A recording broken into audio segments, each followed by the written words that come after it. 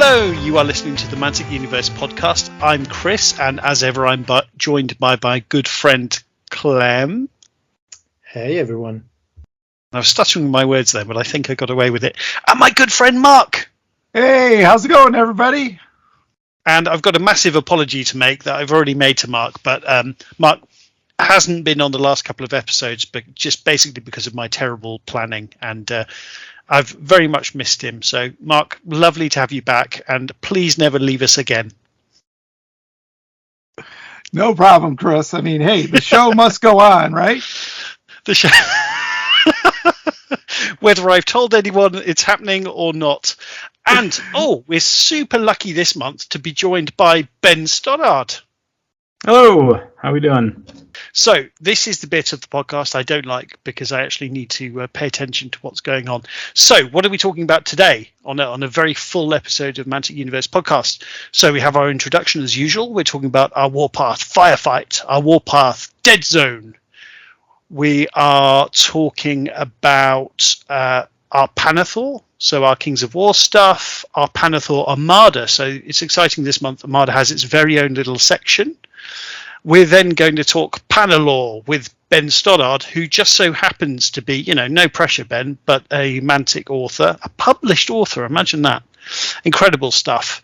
And then if we have time, so we're kind of putting a caveat on it, we're talking about our topic of the month, coping with hobby burnouts, because Pod All-Star Peter asked us a question this month, and it's an oldie but a goodie, should we say.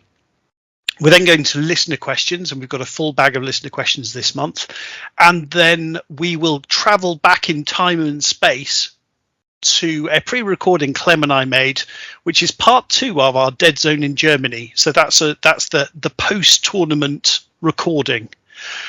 Okay, super, fantastic. So I've made it through the introduction. That's great. So Ben, why don't we start with a little introduction to you, how you got into the hobby, how you started writing, just very briefly, because we'll go into it in detail later. Absolutely. I started playing tabletop games way back when I was preteens kind of era. So back in, I think that was 5th edition Warhammer is when I started it up. Did the whole gambit, D&D, all that kind of stuff, just kind of got through it, all that. And as far as writing goes, I've always been interested in stories. It's been my favorite thing that I've always drawn me to games more so than gameplay or anything along those lines. I went to school. I'm an English teacher as my day job.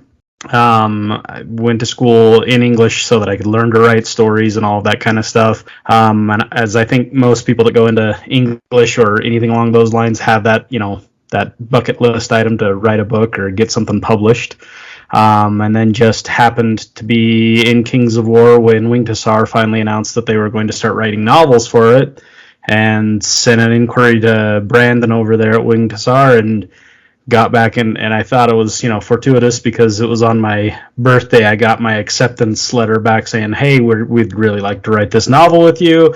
We'd like to offer you a book deal. And I was like, cool, best birthday present ever. So that's kind of where I got into it and how that all worked out. The only thing I struggle with, because theoretically, sure, I'd love to write a novel, it's just that slight gap between saying I'll do it and then having a finished manuscript. That's the only, slight caveat. That's the only small reason I haven't done it myself. Absolutely, just a little detail. It's the same about running a marathon, Yeah, like, exactly. I see precisely how it works. You just put one foot in front of the other for a little while, and that's it, right? It's done. Actually, funnily enough, about a decade ago, a friend of mine really wanted to run a marathon, so he kind of signed me up along with him, and it was okay until I ran about 18 miles. And I ran 18 miles and I was just, I'm done. Do you know what? I don't want to run any. And I was really fit. I could do it.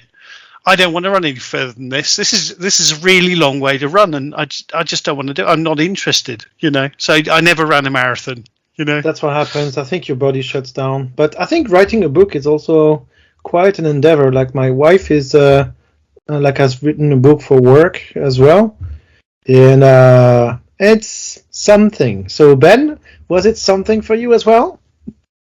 Yeah, I mean, the thing I've noticed now, because I've written one in a collaboration project. So I've written one solo novel for Wing Tassar and the collaboration project. So Drowned Secrets was my solo novel. I was one of the 4 authors for Ben, I'm going to have to cut this off now. Well, let's come back to this later because sorry, it's my fault for asking you the question. You're good. But this is gold. We need this in the topic of the month. So Sure. 2 little bits of housekeeping to do. So I'm sure we're going to talk about 3D printing shortly. Spoiler alert, dear listener. But if you go over to corvusgamesterrain.com and look at their fabulous, terrain pieces and that kind of thing. And if you put in MUPodcast15, you can get yourself 15% off. So that's very exciting. And then the other bit of housekeeping is, Clem, is it true you and I have started another podcast? Only one other? Yeah, I think the third one, we only talked about it for now, but it will come. Yeah, no, we do have a second one, yeah. Because we do other stuff than just Mantic Games, right? Yeah, I mean, Mantic is the main love, but we're doing a few bits and pieces on the side, I would say, aren't we, Clem? And Mark, this is quite funny, actually. So Clem and I started a Beyond the Gates of Antares podcast. We've only done 1 episode so far, but it's a thing we've done. And we do it with our good friend Johnny Grogan. And so we started doing it largely for the reason it's a great game and there are no podcasts. So 2 hours, I'm going to say, after we launched our podcast, which is called Beyond the Mates of Antares, another podcast dropped called Beyond the Games of Antares. Between the games. Is it between? Antares. Okay, between. At least I got the name of our podcast right. Okay, but that's very strange. So it's a bit of a weird feeling, isn't it, Clem? I mean, I'm really thankful to them because they are competent, like they know the game and they have interesting stuff to say and so on. They've actually played the game and know things about the game. We've played like one game between you and me, right? Like I've never played the game at all, but just looking into it, and they actually are knowledgeable. But so we could say we're the best podcast about the oldest. Game. The oldest existing, oldest by 2 hours and everything and so on. But anyway, so if you can't get enough of our sweet voices, you can hear us say even less informed stuff in another podcast, and that's about it. We nailed it, Clem. Sold it. There we go. Yes, find your way over there, dear listener. It's on Spotify. Super. So I think that's it for housekeeping stuff. So should we move on to Mantic News? It's been a quiet month in the news. Should we skip it this month, guys? What do you think? Yeah, nothing happened of any significance whatsoever in the month of May. Just crickets. So quite possibly the most exciting thing Mantic have ever done, and arguably any game company, to be honest. I was trying to think earlier about comparable moves that benefit us as the players. And Mantic have obviously launched Mantic Vault. I think it's been a long time in the planning. But I think the two things coming together at once of Mantic making really fantastic hard plastics plus the 3D printing vault. And I think I've forgotten how much it was now, but if you've got a subscription to Mantic Companion, was it something like £4 a month to get the subscription? It's to go from gold to platinum, and it's only early bird offer, and I think it's about to run out. The standard price is £10 a month, I believe, for the vault. But yeah, because obviously we all signed up basically the first day that it was announced, like available. I just pay £4 a month now, which is just incredible value. Yeah. It's the price of a cup of coffee, isn't it, to be honest? And the best part is that's for the lifetime of your subscription. So, you don't want to cancel that, right? Our kids will be using the Mantic Vault at that rate. So make sure that you put your subscription in your will, right? So, but very, very nice. Yeah, that's the exciting part. And to answer Clem's question, yeah, Mantic announced that there's less than 200 early birds left. So if you're going to jump in on the early bird, now is the time. Do not wait. So I would definitely agree to that, Mark. People just head over and sign up for it, spend the £4. So what actually is Mantic Vault, guys? Expensive for me, cheap for Mantic, but it has set off a flurry of hobby mojo for me. But Clem, we'll let you start. It's kind of their own take on the classic distribution model for STL files, like 3D files that can print with your own printer at home or commission someone to print for you. Basically, it's Clem, a monthly sorry, buddy. subscription. It's basically like a Patreon without them actually having to give Patreon money. Is that fair to say? Yeah, that's something like this. Or there are also other systems like My Mini Factories, like the huge website for STL files, also has a similar monthly subscribing mechanism to various artists or companies. And so I think it's just trying to cut the middleman out and maybe keep a bit more control over how they're doing everything there. But it's very similar otherwise. So basically you pay a subscription, and every month that you're subscribed to the service, you get a pack of STL files that you don't choose. So every month it's a surprise. So it's Christmas every month, basically. And we can discuss the contents of the first 2 months because we've seen May and June already. There's quite a good amount of miniatures in there, I personally think. They've done, for the first month, almost 2 full fleets for Armada, some expansion bits for the Elflings and the Riftforge Orcs, I believe. And then a couple of Hellstrikers. Yeah, so I spent a fortune buying, 3 hordes of Hellstriker models. Yeah, I know, it's insane.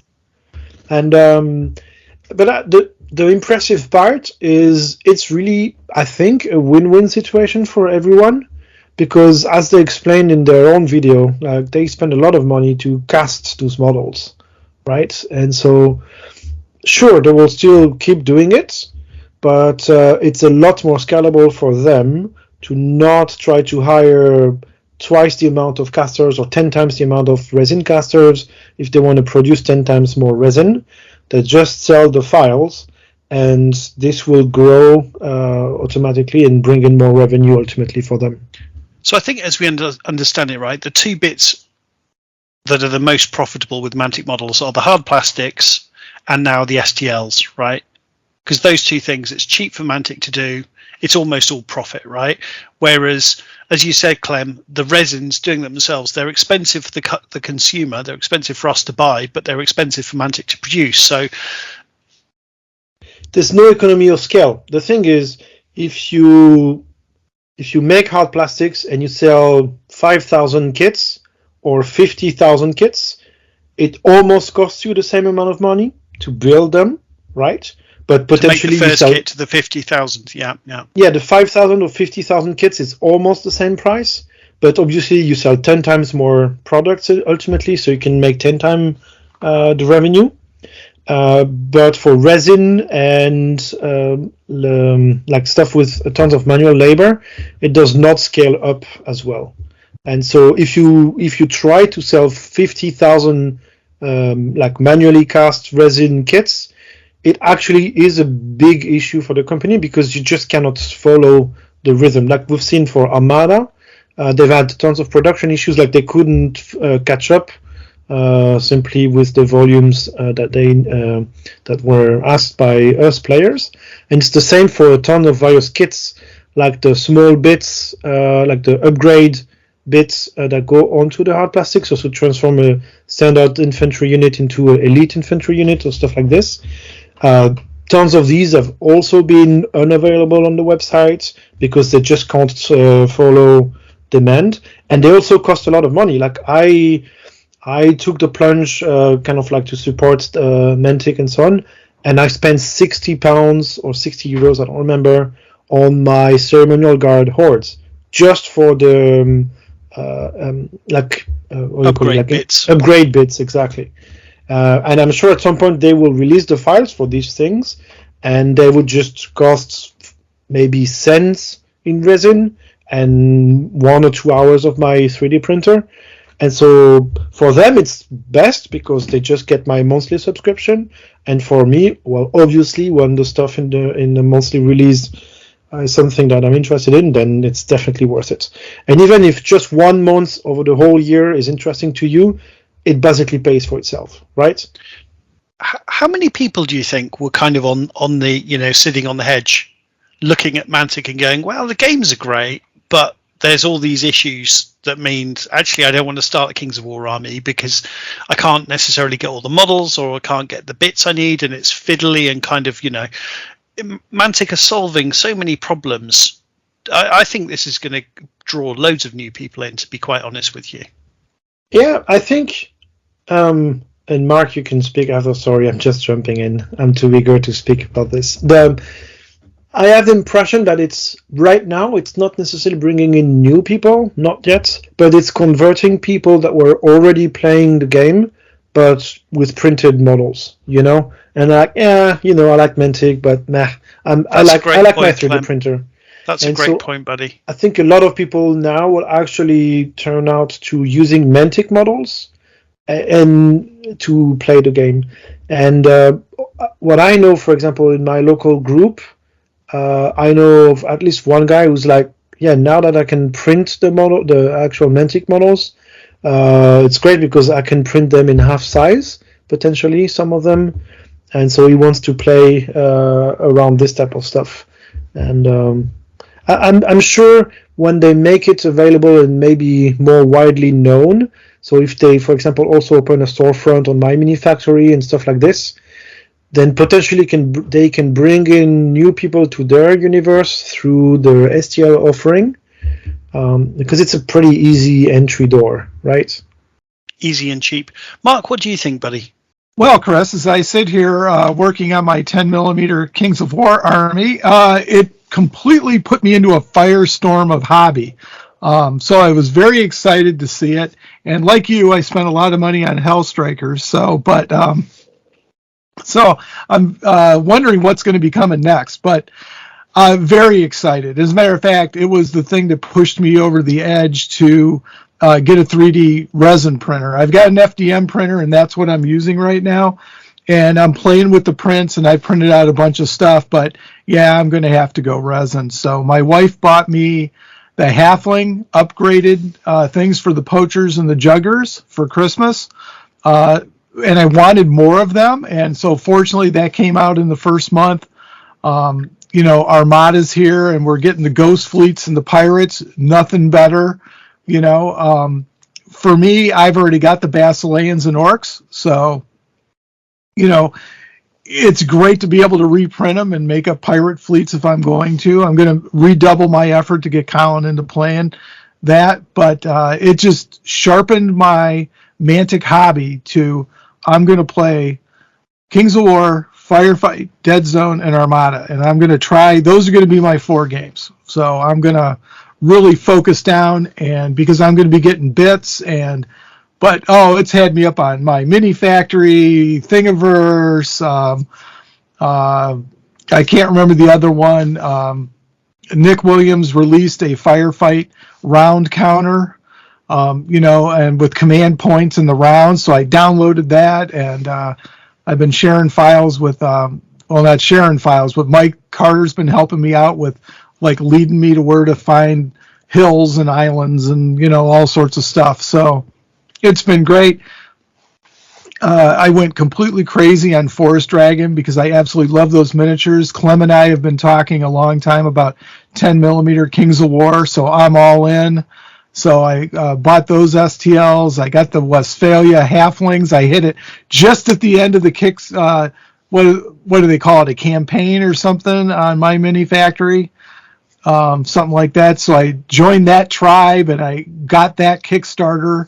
And then for some reason I was up looking around and I ended up buying some 40K chibi models. And I'm so ready. And I'm looking at my printer, and Clem, again, I will publicly apologize, but thank you so much for being there for me, buddy. You've gotten me through all this, and I appreciate it. It's always exciting to share this stuff. I mean, there's something magical about printing your own miniatures, right? When you think about it, like is. 10 years ago, it's like, yeah, the technology half existed, but now for what, $200 or something, you can get a very capable resin printer, and I mean, almost out of the box without tuning anything or without too much thinking about it. You get models that are, like completely usable, right? Like I was blown away the first models that I printed with my very humble Mars 2 printer. It's just crazy. So I think it's amazing that Mantic is just embracing this technology and just instead of saying, "Hey, you will be banned from our tournaments if you use a non-our product," they say, "You know what, guys, come on in. Like, here's what we do, and we'll just accompany you in this adventure and supply what you want." It's just mind blowing, I think. It's just removing more reasons why people wouldn't have a Mantic army, right? It's so smart. It's really exciting, and as Mark says, it just gets the hobby juices flowing, doesn't it? It's so exciting. Ben, have you seen the Mantic Vault?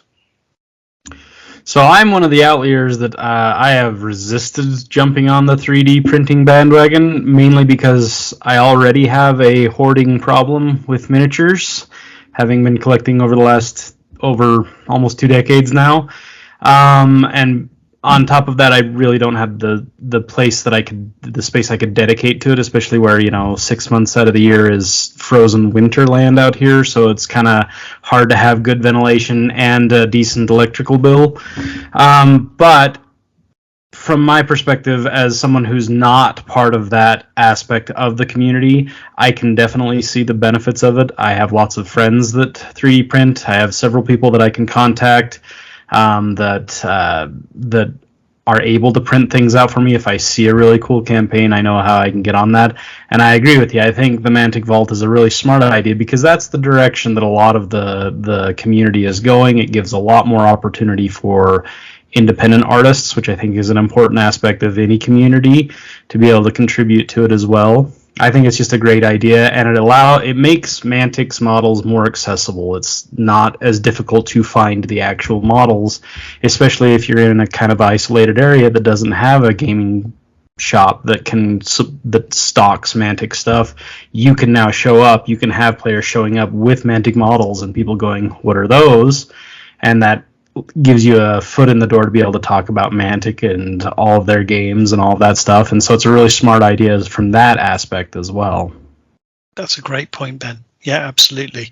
Because I think, for example, Australia, which I think of as being a pretty Mantic-friendly country, I think there's only a handful of shops that still stock Mantic products because it's really hard for Mantic to get it to Australia, right?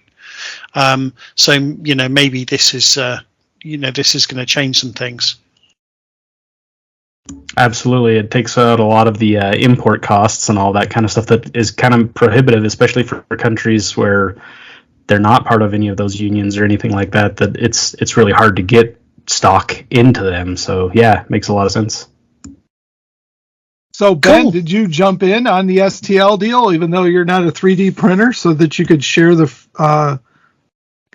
take it to your local resin dealer and see if they could print it for you? Or everybody that I know that has a 3D printer already bought into it, so I kind of hesitated on it, and I'm kind of holding off. If I ever do take the plunge, I'm at a good enough spot in my life that I don't think the extra $4 or $5 that it's going to be for not being on the early bird is going to outweigh the amount that I'm at now. But I know all the people that I do get my 3D printing from have bought into it, and so there's that aspect of it too. I mean, that's a good point, right? Like, even if you don't subscribe right now, and I'm not a fan of subscription models in general, but let's say in 6 months you start a halfling army and you're like, hey, I need some halfling stuff. You'll pay £10 to get the Aeronauts files and the expansion files to make all of your units. Without this option, like 3 Aeronauts cost like £40, £45, something like this. And then the bits, it costs, I think it's also £20 for 10 10 upgrade bits. So even if just you dip into it when you need it, just exactly, dip in for buy a month. any file set that you need whenever you need it. It's still an amazing value. So, and even if you just want one of the things from the whole pack, there's high chances that it's still completely worth it from a purely financial perspective. So yeah, it also makes sense, absolutely. Yeah, I mean, to be honest, my wife's not keen on me having a resin printer, so I don't have one, but I've subscribed, and I'll try and sweet talk Claire more, Manuel or Trent to helping me out. Sorry, Mark, go for it, buddy. Oh, I was just going to mention something. I've got the same problem, actually, before I get into my question. But my wife does not want me to get a 3D printer, but I am shopping for it, and I'm going to find a place. I'm going to get it. What do they say, Clem? Build it, and they shall come, right? So I'm gonna get it, and I took the advice, get it off Amazon, easy returns, but I don't think that's going to happen. I'm going full-fledged. So don't make me responsible for it. The other saying that applies. What's better that? To beg. The other saying that also applies to this situation: better to beg forgiveness than ask for approval. Absolutely. Yeah, and Clem, I'm going to nickname my printer Clem. So. Oh, that's so sweet. As long as it works fine, yeah. There you go. But well, I mean, I understand. Like resin printing is kind of nasty, right? Like if I could do without the fumes and handling the toxic goo and everything, like I don't do this lightly or carelessly.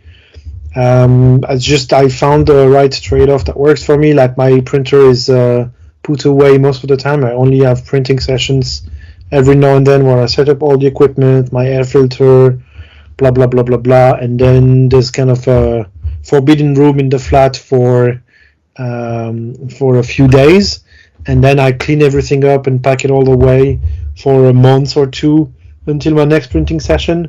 And I find it also helps me with the like the risk of printing too much stuff, because it's easy, like buying files. Okay, you kind of waste money maybe sometimes, but that's just money. That's all right, to some extent.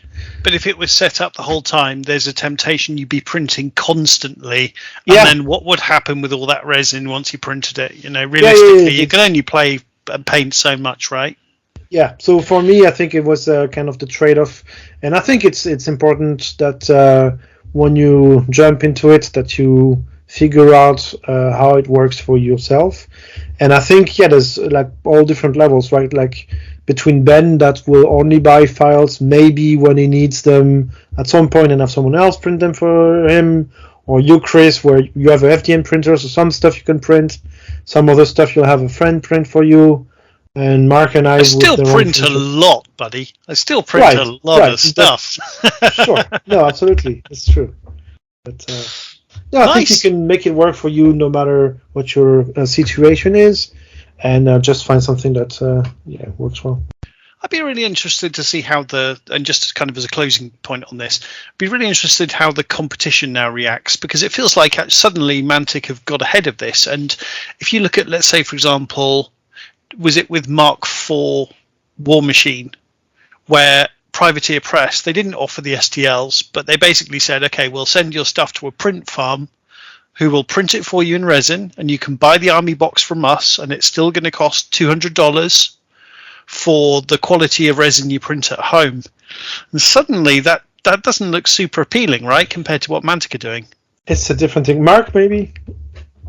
Yeah, no, that's what they're doing. So, Privateer Press is doing that. Their first run wasn't very good. They released it at Gen Con last year, and they had some problems with some uncured resin and things like that. So they were definitely doing it. And I think they have their printer farm in-house, if I recall correctly. So might be true, yeah. I've heard also that they've had quality issues. And it's hard. Like if you want to do this on an industrial level, let's say, it does require some adjustments and skills and expertise that you just acquire over time. And so I think, yeah, they might come bite them back in the butt because it's not that much cheaper for the end user. There's not that much, there's no really upside for the end user, right? Whereas with the Vault, the upside for the end user is obvious and for all sorts of people. So yeah. To me, the key piece is it's not just the Vault; it's the Vault plus the fact Mantic are doing great hard plastics. It's those two things together. Oh, absolutely. No, there's a strategy definitely going on there. Although I would love if they also had, I'm not sure how to make it work, but have STLs also for the hard plastic stuff. Oh, yeah. Oh. No, I'm serious. That'd be great. I know you're serious. I would be serious about that too. But I think they want to sell the hard plastics. Like I personally am probably going to buy another starter box set. I hope they have those things in stock because Northern Alliance is coming next. So I need some bodies. Boy, I'll be getting some of them. Like if they sold like the equivalent of like an ambush box, sell it as like same price as an ambush box, and you get the STL files. Well, that's it. That's a good idea. I think to some people they will never sell hard plastics anyway, right? And to people like me, like there's no way in hell I'm trying to save $30 from buying the hard plastic box to 3D print them. I don't see the point because I hate 3D printing if I can avoid it. And buying cheap hard plastics is a great way to avoid it. So I think this way, they would really just address everyone, like the people that will never buy plastic from them anyway. And yeah, I mean, once they have the STLs already, right? Because the hard plastics are digitally sculpted anyway. So maybe that's something else that could, maybe not as the part of the standard subscription to the Vault, but maybe an ultra platinum diamond subscription for double £10, chocolate decker. Yeah, like £10 more a month or whatever it is, and then you get like 1 day's thing, or maybe it's once per quarter you could buy them. I don't know, but I think that would be the next step and would make sense. Well, that actually dovetails into the question that I wanted to slide in before we end the segment, and that is, what do you guys think about them going to like My Mini Factory and selling the STLs for half the retail price of, like an aeronaut's kit? Just cut it in half for the regular group of people out there on My Mini Factory or Thingiverse or something like that. And then I guess I'll tack onto that, for the hard plastics, maybe they charge the full price of the box for it because you can print them unlimited amount after that point. So, they got to make their money somewhere. I mean, there's a huge community over there that I think Mantic would be silly to ignore. I think they should have some sort of presence over there. I don't think they'd want to undercut their loyal Mantic Vault subscribers who are obviously, Mantic diehards like us. But I think they should have some sort of presence over there, make a whole new, much larger potentially customer base aware that they're doing this. And, they've got great stuff at great prices, right? And if that were me and I had no idea of Mantic and I saw those ship STLs, go, wow, they look cool, I'd like to print them. Oh, what? There's a game that goes with this? Oh, great. I'd be really excited. Right. I wasn't suggesting they'd undercut them. As a matter of fact, it would be more expensive to buy them off of My Mini Factory. Oh, I'm all with it then. Yeah. No, they charge My Mini Factory is 50% off. Sorry, I think that's my preconception. Sorry, Mark. No, 50% off the retail price of the box. So if you're going to buy a Phoenix and it's $60, you can buy it for $30 or $20 Fantastic. or pick a thing there. And then, but the Mantic Vault customers, that are in the subscription, they would be able to, get it in their, July package. But like you said, expand it to other customers, get some more exposure, and, maybe it'd help build the game a bit too. I mean, that's what normal patrons do, like most patrons do, right? Like either you're a subscriber and then you get like a pretty good deal or like discounted price on the models each month. You don't choose what comes in them. or later on you can buy individual models from previous releases, but at a quite higher price. And so in a way, Mantic is already undercutting themselves by allowing people to buy the full monthly pack after the fact. I think maybe, I don't know, they probably thought about it from a business perspective, but I would have expected them to say either you bought the May subscription pack, or later you can buy still the Hellstrikers files. It's going to cost you £5 or £10 or whatever. And you don't get the whole pack of everything. It's just for these sets of files. After the fact, you pay like a still decent price, but more than if you add them as the subscription. That's a great point, Clem. Yeah, it is normally like that, isn't it? Cool. Do we have any final points on Mantic Vault other than we think it's great? We could talk about it for literally the entire show. Oh, and the other thing I do like, to be fair, is that they've just put a couple of sci-fi models in there, but they're ones you'd really want, you know. So there's like a GCPS medic in there. There's a Goblin sniper model. It's like models that are difficult to get existing. You know, it's in PVC and they're hard to get. You have to buy usually a bigger box with a load of random stuff in it for, you know, $40 or something. It's brilliant. Brilliant. That's where you see they're really a gamers company. Like, you can see that the decisions are based on what people really want and not necessarily what makes the best bottom line. Although arguably, ultimately, I think it makes for really fanatic fans like us, and so I think a better bottom line. But like the Ratkin like upgrades throughs, upgrade beats, I've seen so many people like complain on Fanatics over the past months or years that these things are not in stock, and boom, that's what comes in the next Vault release. You know, like, they don't just give you like crap they can't sell anyway. Otherwise, they really, as you said, Chris, give you interesting stuff. Speaking of which, Clem, this month I picked up 2 of the Asterion PVC boxes that Mantic were selling off cheap. I'm assuming we're reading into that, right? Yeah, definitely. I think something will happen with this. That makes sense. I mean, if you look at what else was on like discounts or Mantic sales on their own website, like at 50% off or something like this, I think you get an idea of what's coming. Absolutely. That's another good point. Like, what you think will come in August, or what would you want to come in August or later this year if you were the one planning the next releases for the Vault? I mean, I'd focus on. I mean, I think they were really smart to look at the halflings, because that was a really good example. As far as I'm concerned, I mean, Northern Alliance needs some love, right? We've discussed that army's in a difficult spot. But to be honest, the Armada ships plus some hard to get, you know, you said, Clem, for example, Ceremonial Guard. That's a great example. To me, to be honest, I'm just excited to see what drops. I almost want to be surprised by it. You know, I'm cool with whatever, to be quite honest with you. I want Mark, tanks. What would you want tanks? What would you like, Mark? Ceremonial Guard bits and rhinosaurs. So rhinosaurs would be another good one. Yeah, I think that would be awesome. So Tyrants. Tyrants, yeah. As a matter of fact, I just got my order from Miniature Market, and I picked up some Tyrants. They were having a flash sale, so I got them 50% off. So bang, that was great. Fire Miniature Market an email and see if they can sponsor the show. I certainly will.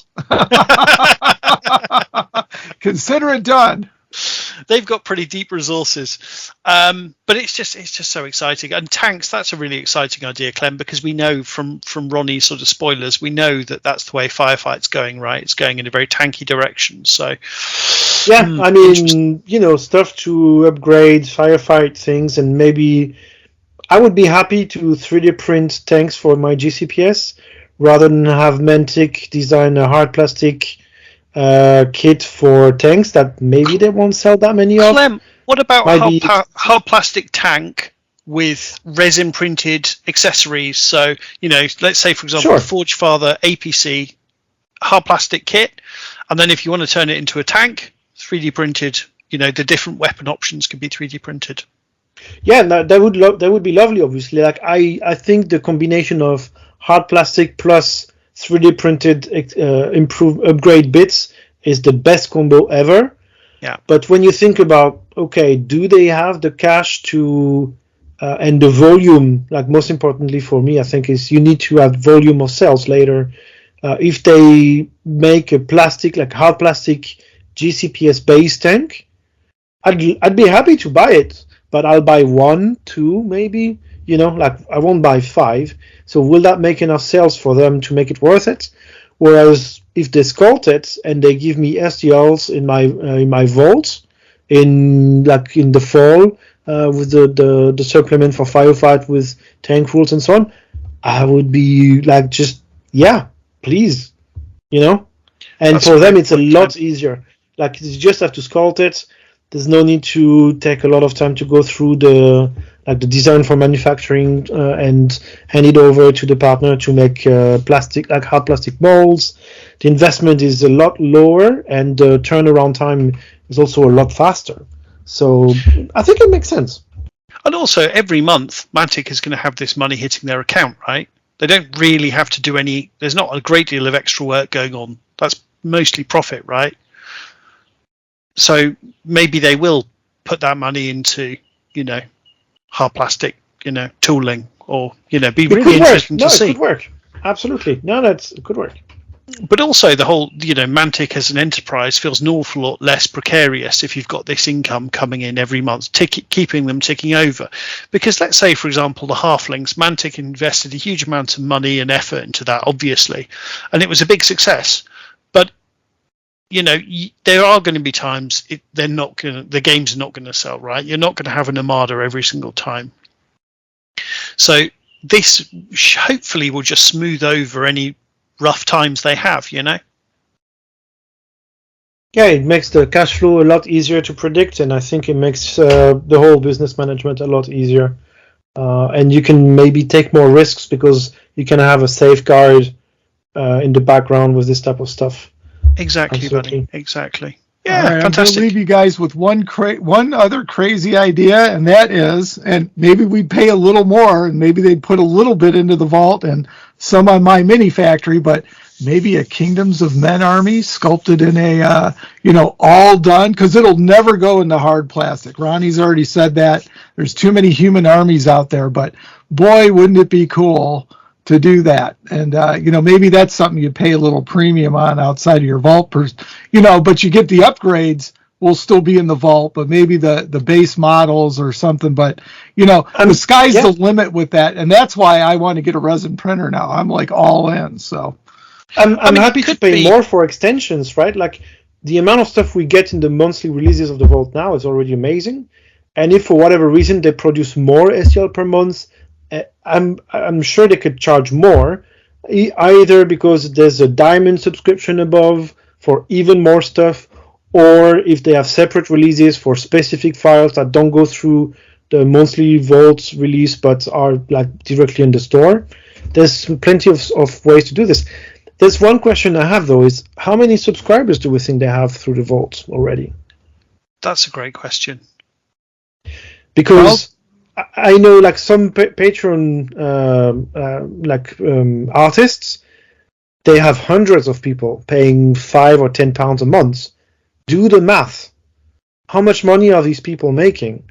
And so if suddenly Mantic I don't think they have a team of 15 sculptors, I think it's just one guy, I think he's called Luigi or something. I think we've heard about it. That's what we've heard previously, yeah. Right, so there's one guy somewhere, and if suddenly he comes from just, it's part of the business doing the models that we sell otherwise, we sell the files that he generates for thousands of pounds each month, just the files, maybe they will manage to hire a second one of those, and and then. Although, Clem, if I'm honest, I don't know why Luigi doesn't go self-employed, right? For all the things we just talked about.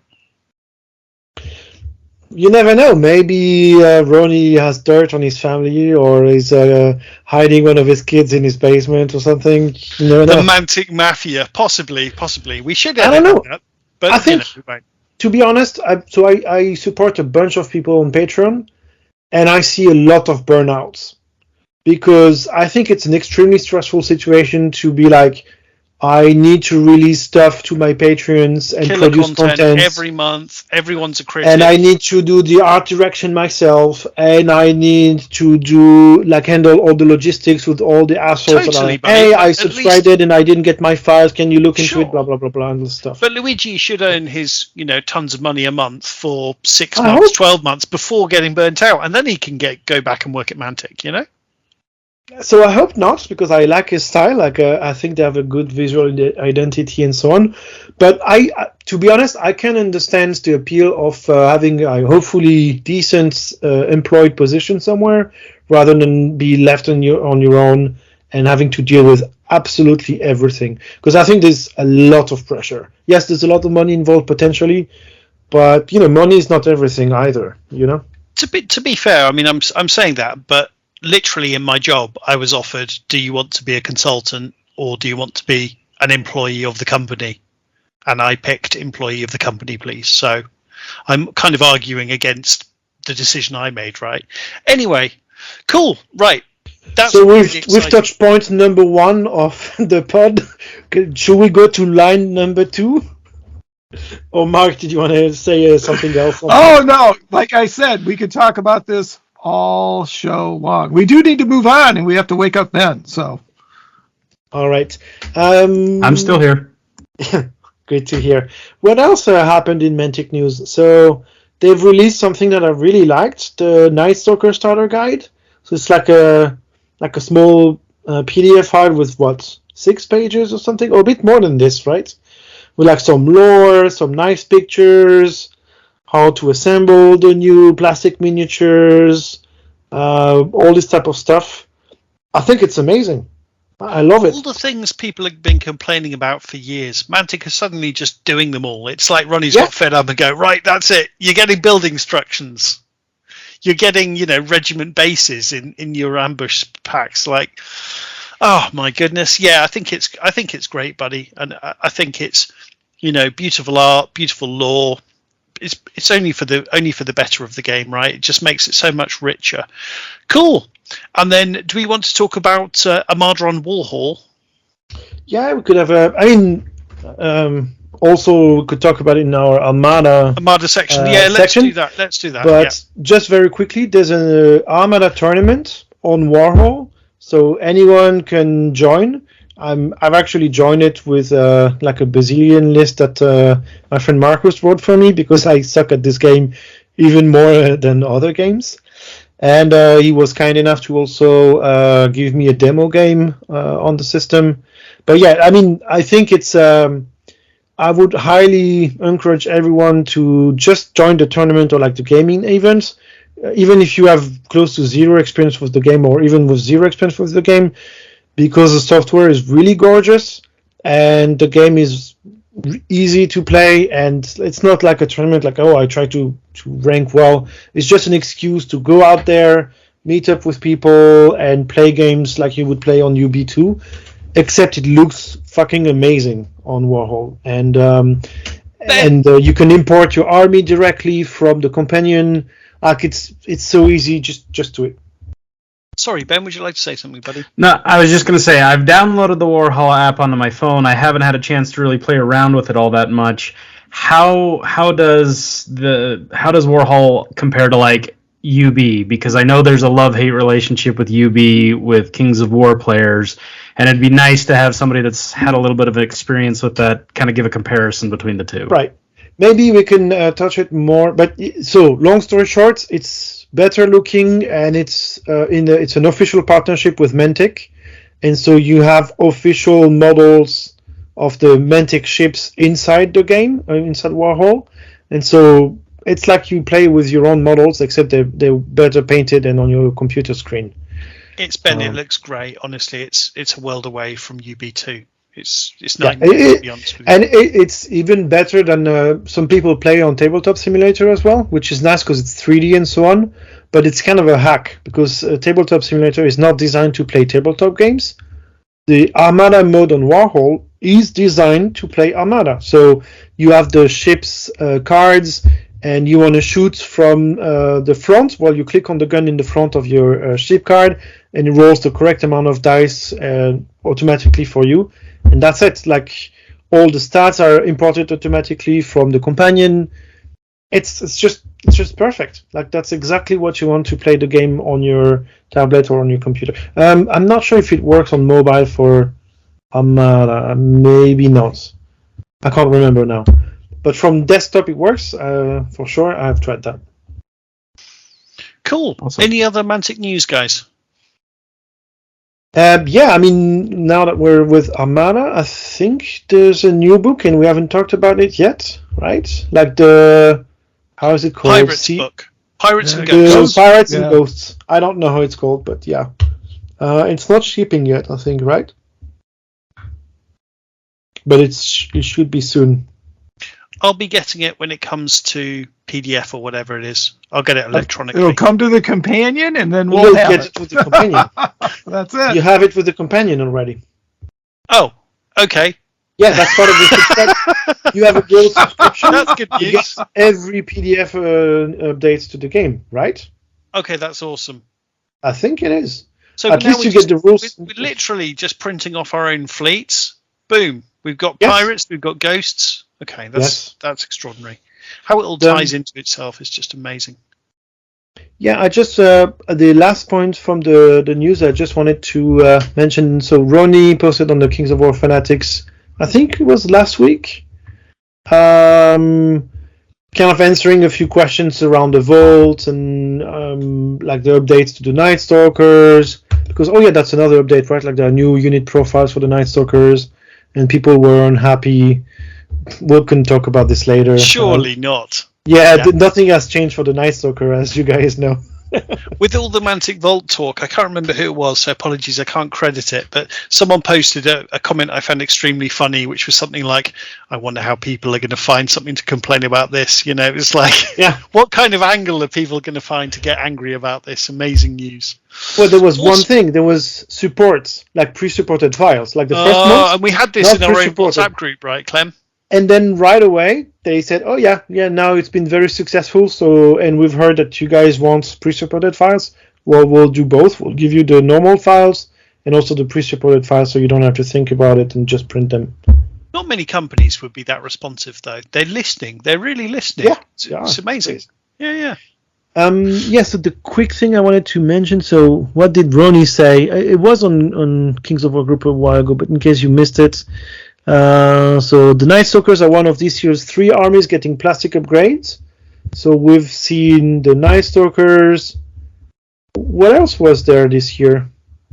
Oh yeah, there's the There's Twilight King that will come end of Twilight the King, year, definitely. and the Northern Alliance. Those are the 3 he's mentioning, I think. And what else did he say? I think he mentioned there will be a big survey to discuss the plans for Kings of War for 2024. So all I wanted to say is they look like that they have a kick-ass strategy, in my opinion, right now, and they are open to discussion with their fan base for what comes next. And I'm really excited about this. I'm looking forward to having this discussion with them. And so watch out for the survey is what I'm. I couldn't imagine Mantic doing any better, to be honest. It feels like they're just nailing it at the moment. They're getting everything right to me at the moment. Absolutely. Yeah, I wish I was smarter and I could feel smug and say, Ronnie, you should do this or that because I know better, because I'm a podcaster and so on. At that point, I'm like, well played. I don't know what else to say, Like you're just Well done, sir. Beyond expectations. It is. It totally is. That's at the all moment, teams right? beyond expectation, Yeah. definitely. Absolutely. Cool. On that note, let's move on to our Warpath. Firefight. Guys, any Firefight news to speak of this month? Not on my side. I'm trying to think. I thought hard about my Mason Labs and I've done nothing on the Firefight front, so that's about it. So I thought I had a relatively low-cost month, and then I started thinking about it and go, no, actually, I did order a load of stuff. So I got 3 boxes of cyborgs, Clem, to add to the cyborgs I already have for various reasons. And I also then picked up 2 of the Asterian boxes, the PVC boxes they were selling off at half price. I got the 2 with the tank, because, it's going tanks. And that one, it doesn't have as many models in as the other one by far, but I've already got tons of, the basic foot slogger guys. And this has a load of the kind of more elite choices. Sorry, not a load, but it's got a few of the more elite choices, which, to be honest, is exactly what I needed to fill out my force. And I also ran a demo at the shop, and I ran 750 points of Forge Fathers against Marauders. It was a while ago now, but it was a really interesting game in as much as I was kind of the referee, basically, right? And it was really interesting in as much as the Forge Fathers killed a ton of Marauders turns 1 and 2. I thought the game was done, to be quite honest with you. But then once a couple of, the Forge Fathers lost their Iron Ancestor, for example, just got one-shotted by some charging, buzzsaw wielding guys. And once the Forge Fathers lost just a couple of models, they collapsed, which was really, really interesting because they were such a small elite force. And then you took out a couple of key pieces. Sorry, yeah, the Forge Fathers lost a couple of key pieces and then they just collapsed. Oh. I feel like I'm saying the wrong thing. Yeah, so Forge Fathers... No surprise here, guys. None whatsoever. Forge Fathers started brilliantly, killed a load of Marauders, but then a couple of Forge Fathers units got killed. See now. Like that. Yeah. Yep. Mm-hmm. I'm explaining this terribly. Sorry, dear listener. And the game just swung the other way. It was really interesting to see. Yeah, there was just a point in the game where it just completely swung the other way. But it was really fun and people had a good time playing it. So that was really good. How did you find people to do the demo? Like, where did they come from? Were there people playing other games already? Friends of yours? Yeah, friends of mine, really. So, just rounded up a couple of friends, and with the idea being, hey, look at us, we're having a fun time. Everyone that wanders to the bathroom and walks past us, or it's just to be honest, it's just an excuse. Because I kind of, when I run a demo, maybe I'm not doing this right, but I actually kind of don't want to sit there by myself and go, hey, does anyone want to play? So I get two of my friends who are fun, nice guys, and we sit and we have a laugh, and hopefully other people will wander over, and they always do. And then you get the contact for the next demo, like someone else for a demo later. Is the idea exactly? Yeah. So I've not been back to the shop in a little while, but I've got a load of people who've expressed kind of an interest. Mark, what about you, buddy? Any Firefight stuff this month?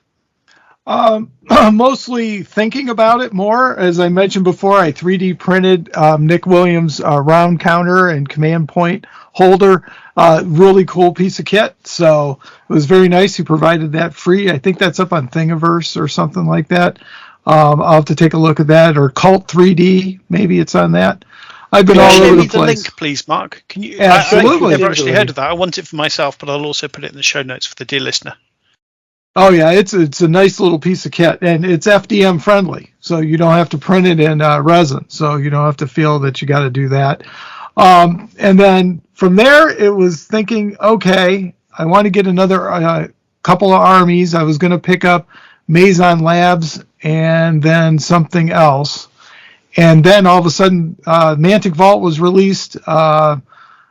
10 millimeter Kings of War resin printer coming up, where I'm like, well, I can only buy so much at a time and only so much attention. So I focused on that stuff. And so my Firefight money went into 3D printing and STL files because I was on such a high from the Mantic Vault release. I went a little nuts. So, right, Clem?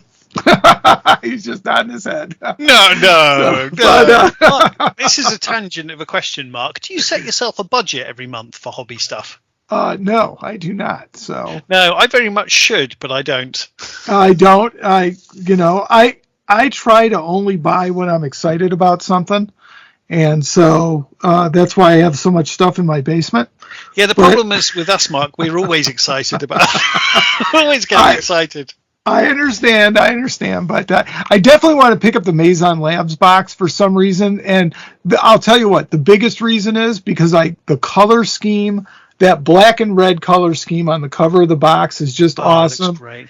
And everybody says if you have Star Saga, you can play Maison Labs. Well, I have Star Saga. It's sitting in the box. I've never taken it out from the Kickstarter. Embarrassing to say, but I've got all the expansions and everything. I did the full load, and so it's like, wow, I could get my board game printed or painted, and I could make a Firefight army. That's the beauty of Firefight, is it goes into Deadzone, and it can also travel onto the board game. So hopefully, so that's going to be really cool. And I hear that Maison Labs is good in Deadzone, so I'm going to use that as my bridge. One of the two armies that I put together that's specific for playing Deadzone, because as I mentioned before, I'm going to go. Those are going to be the 4 armies and my rule sets. So.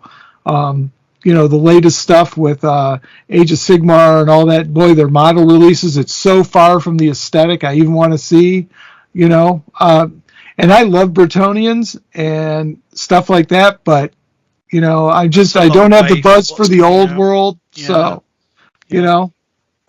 so I'm going to do that. So next up, that is going to be at Maison Labs, and I'm going to use the black and red color scheme, Mark style. So that is my plan for that.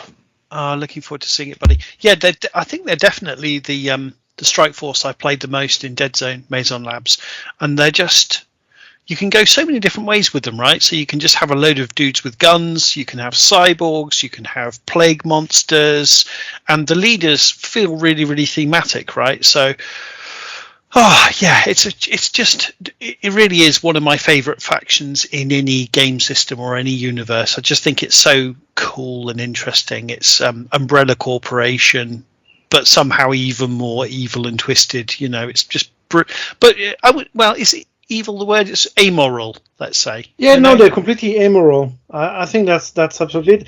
And I think anytime I try to think about a story or a scenario in Warpath, somehow Maison Labs, they really inspire me, I think, and or maybe variations around this. So I think they've really struck gold with this theme. I think it really fits the universe well, and I haven't played with them yet, but I will soon. I completely agree with what you said. It's just the perfect sort of nefarious bad guy, right? And there's something terrifying about the amoral guys in suits doing these totally it could be almost things. comical, like you can push it to absurd levels, and I think there's kind of a cathartic aspect to it. It's like the world's shit, and these guys just turn it to 11. Yeah, that's exactly what it is. Have you guys seen the film Reanimator? It often reminds me of that. It's this ridiculously camp Lovecraftian horror where there's this, just injecting dead bodies with this glowing green liquid, trying to make, the secret of life, and obviously he's making zombies, and they say, oh, what's going wrong? It's just fantastic. Anyway, dear listener, should we switch to Deadzone? Oh no! Go, Mark.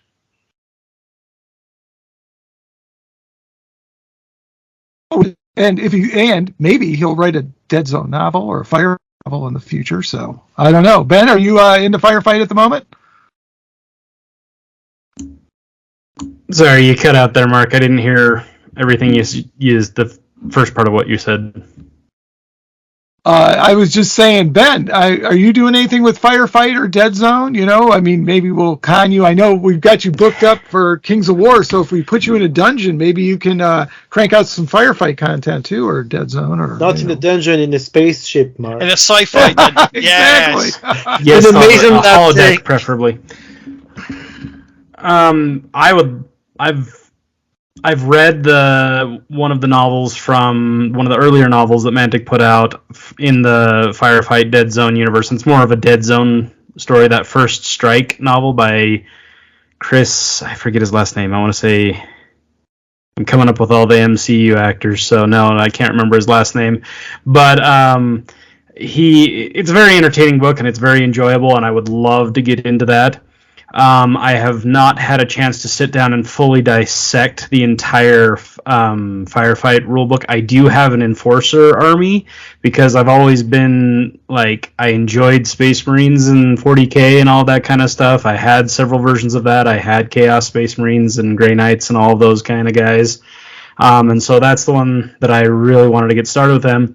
I've got a Deadzone team painted of them. I've got a few models working my way up to Firefight. I love the idea of the Marauders. I love the idea of corporations being the forces, because let's be honest, that's kind of the direction that it would probably go if we went into space in our current climate that we have.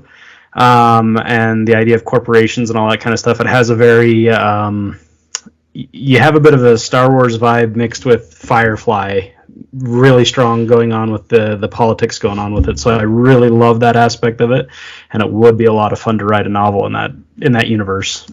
Do you know, Ben, I was thinking about this, and I completely agree with you.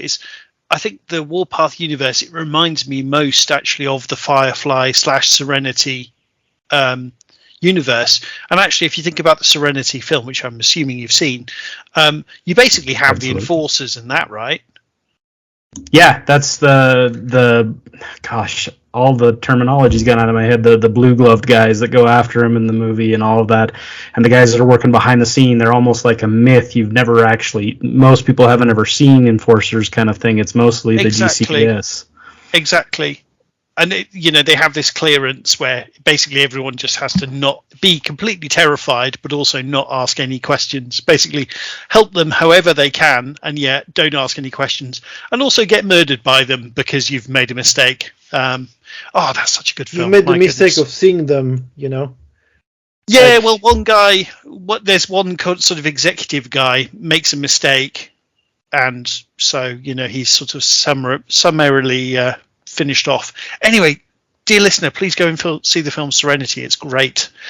Super. And please, Ben, write some Firefight or Warpath universe novels. Yeah, I think, please do. Yeah. Clem and I always find it, actually, to be honest, I mean, we, don't get me wrong, we're not writing novels, but when we come up with the lore for our games and all that kind of thing, we actually find it a lot freer than the fantasy side of things, the Pannithor things, because we almost feel like, well, any planet could exist, right? And if we blow up a planet, oh well, there's plenty more where that came from. Yeah, it's much easier to retcon something if you're like, oh, well, that was a corrupted file or something like that, because there's so much more going on in a sci-fi world that absolutely there's a fringe world or something that's on in the vague sector that's been disavowed or something along those lines that you can easily be like, oh, it didn't actually happen exactly like that. We can change that without it seeming like, oh, they messed up with the lore there kind of thing. It's much easier to tweak in that regard. So I agree with that. You could even say it was like GCPS propaganda or something changed it later. Like they're the ones, right? The victor writes the histories, right? So you could, absolutely. Yeah, absolutely right. Yeah, and just being able to blow stuff up is good, right, Clem? What could be better at the end of a story than blowing something up? I like it. I think for my 29th birthday, I received a sledgehammer as a gift because we were rebuilding like a big room, like a gaming room with friends, and destroying walls and so on, and I really loved it. And so for fun, they gifted me a big sledgehammer, like to destroy walls. So I like blowing shit up. Yes, that's awesome. Okay, good. And you're an engineer, right, Clem? Yeah, in theory, yeah. Good. Right, should we move on to our Warpath? Deadzone. Please tell us your big news. Yes. So, dear listener, on the 22nd of July, which is a Saturday, there is going to be a Deadzone Day, which is not a tournament. We're not calling it a tournament, but it is 3 structured games of Deadzone in Idstein in Germany, which is close to Wiesbaden and Frankfurt. It's a very, very nice little town, very picturesque. And please come and play Deadzone with us. Yes. So it's the first time that Mantic Universe Podcast has actually asked attendees to put money, put their hand in their pocket and pay €15 to come and play. But I think it's going to be a fantastic time. Come along, buy a ticket. You can buy at the store. Data. We're not asking for any money. Like the store is we don't see a penny of the it. Tickets, and That's there's price support for the event. All we're doing is organizing the day and planning to have a good time playing Deadzone with friends. And you are welcome to join us. Thanks for getting me out of a hole there, Clem. So I'm not seeing a penny of the money. The money goes directly to the shop. A large percentage of that comes back in prize support. But having said that, I've also secured Mantic prize support. I've also got a totally bespoke special terrain piece for Deadzone, which a member of the community designed for me, which I'm going to 3D print and give them out at this event only. They're going to only be available here. Clem, you'll get one too. Nice. And remember, Chris, I am going to see you in the UK later this year. So okay, Mark. You could put something in the suitcase.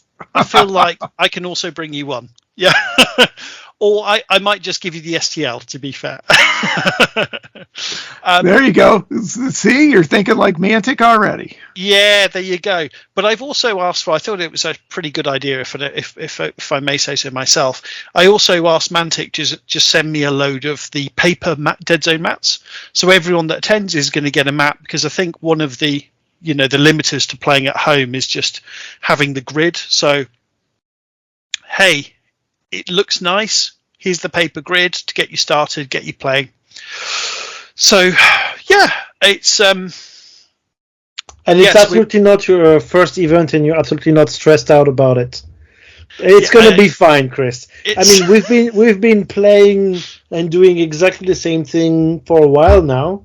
It's just this time it's in the shop, but it's going to be exactly the same, except your wife and kids won't have tons of intruders in your home. So that's it's true. actually for the best.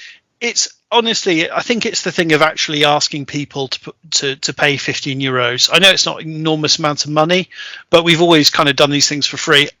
It's not me that put that requirement, but to be fair to the shop, they got to make some money, right?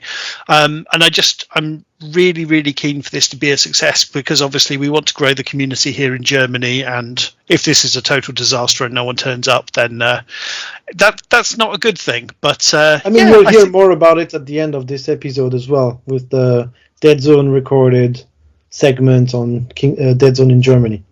Oh yes, it will, dear listener. Super, fantastic. But I think that's pretty much all I've got to say about Deadzone. Mark, what about you, buddy? Oh, I already mentioned it in our Firefight section. I'm going to be getting those Maison Labs guys, and I'm going to talk Colin into playing Deadzone. So it's going to be one of the 4 games, and I'm very excited about it. So I was in from the very beginning. I kickstarted the first edition.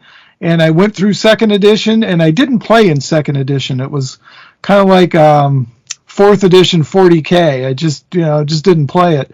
And now this new edition, I bought the rule books online, actually, when they had a sale at Mantic. And I had some, those Mantic points. So it cost me like $4 to get all the rule books digitally. So I've read the rules twice, and, so I'm ready. I just need that opponent. So I'm going to get Colin to work on that. And so no thoughts of Necromunda or any of these other skirmish games.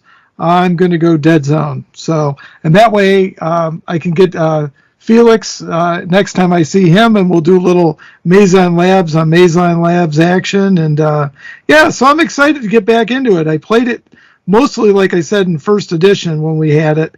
And so I'm excited about that. Big question for you guys, though. Plague zombies. So those are Maison Labs, if I recall correctly. Yes, they are. Yes, all plague. Yeah. Yeah. So you can use those for your plague force as well, right? So they kind of do double duty. Completely. Yeah. Completely. Yeah, that's great. The aberration as well. Like there are a few unit entries that are also in Maison Labs. I think even Dr. Simmons, a leader. one of the leader characters, I think, because the kind of her Subject character 901, I think. Subject is 901 is as well, yeah. But I think Yeah. Dr. Simmons, at some point in the story, she's kind of betrayed by the Maison Labs, and at some point she becomes infected. So I Right. think you can play it as either Maison Labs before and then Plague as her mind Nice. starts to go, as it were, which is super Interesting. cool, right? So yeah, there's loads of overlap, Mark. So if you've got loads of Gribblies, you're in luck. Oh yeah, I've got some from second edition that I've never put together. And the other exciting, or I can't say exciting thing, I misspoke there, but the other thing, isn't Dr. Simmons in the base box set that you get, the starter force? Dr. Lucas Coigne is the bad guy in the base box. Oh, okay. I thought But Dr. Simmons was in I there, think if so. you've got some Mantic points, you can still get Dr. Simmons through Mantic points, I think. Oh, I Yes. am sure I have Dr. Simmons somewhere in the box. I was going to say, if you don't, Mark, I'll bring you one when we meet at Clash of Kings. There you go. Awesome. So, yeah, so that's going to be on my list, sorting through my Deadzone stuff. And so I've got multiple projects going right now, but that is going to be my Deadzone project. So, Mark, you mentioned getting the rule book really, really cheap. I remember when Deadzone 3rd edition dropped, and I that's when I jumped in, and it was something ridiculous. Like if you bought a copy of a magazine called Tabletop Wargaming or something, so I bought a PDF copy of this magazine for about £7, and if you did that, you could email the company, and they'd send you a free PDF of the Force book and the rule book for Deadzone 3rd edition. Wow. It's crazy. Absolutely crazy. Yeah. well, that's a way to get people into playing the game. So, I actually like the grid system quite a bit. So, I love You it. know, It's just so simple. Yeah. yeah, I really do. I love the grid system. The terrain can get a little blocky, but, we can work on that. We have, people, if we get more people into the community, they'll start fancying up the blocks. So, Yeah, Yeah. you can. Good point, buddy. And actually, now it's my time to misspeak. When I said it's simple, it retains the tactical depth. So I don't want to make it sound too simple because it's absolutely not. Sorry, Clem, go for it. I forgot what I wanted to say. I got confused. hopefully it was, oh, yeah, Mark, I saw somebody already doing that online. So you go to, Thingiverse, and here's this guy's done all this Deadzone terrain, but it looks like caves or something like that. So I wanted to laser cut some stuff maybe, but right now I'm just buying more of the blocky terrain because I'm trying to build 4 tables worth for the local community. And I think the next 4 tables that I build will be more like a outside desert factory, oil refinery type of landscape, like desert, this type of things. I think you just can get creative with your Deadzone terrain, right? I could totally see Forgefather or Asterion or whatever worlds coming to Mantic Vault. I can't imagine Mantic selling hard plastic for all the. I don't think sales will be that low, but boy, I'd love to print some of that. We'll get world. alien trees and so on end of this year, right? We back to the terrain crate stuff, and so put some of those trees, and then maybe a weird like jungle building or alien-looking building, whatever you like, or maybe from our friends Corvus Terrain, like they have tons of stuff for Star Wars and various sci-fi universes. Beyond the Gates of Antares. Yeah, absolutely. Or even Deadzone, even Deadzone itself. They've got proper Deadzone things that perfectly fit the cubes. Yeah, what I'm saying is you could put this plus the alien trees and boom, you're on a different planet. Love it, buddy. I wish there were more Deadzone official mats. Actually, I wish there was, because I think for second edition it was kind of a generic browny sandy coloured one, or red or something like that. I think it was for the like the expansion, right? How was it called? Like the campaign? XM4 or something. I think I wasn't playing the game there, but I think it's so called XM4, but the Nexus. What was it? Nexus something. I think it was might be this, yes. I think the mats was a special edition just for this.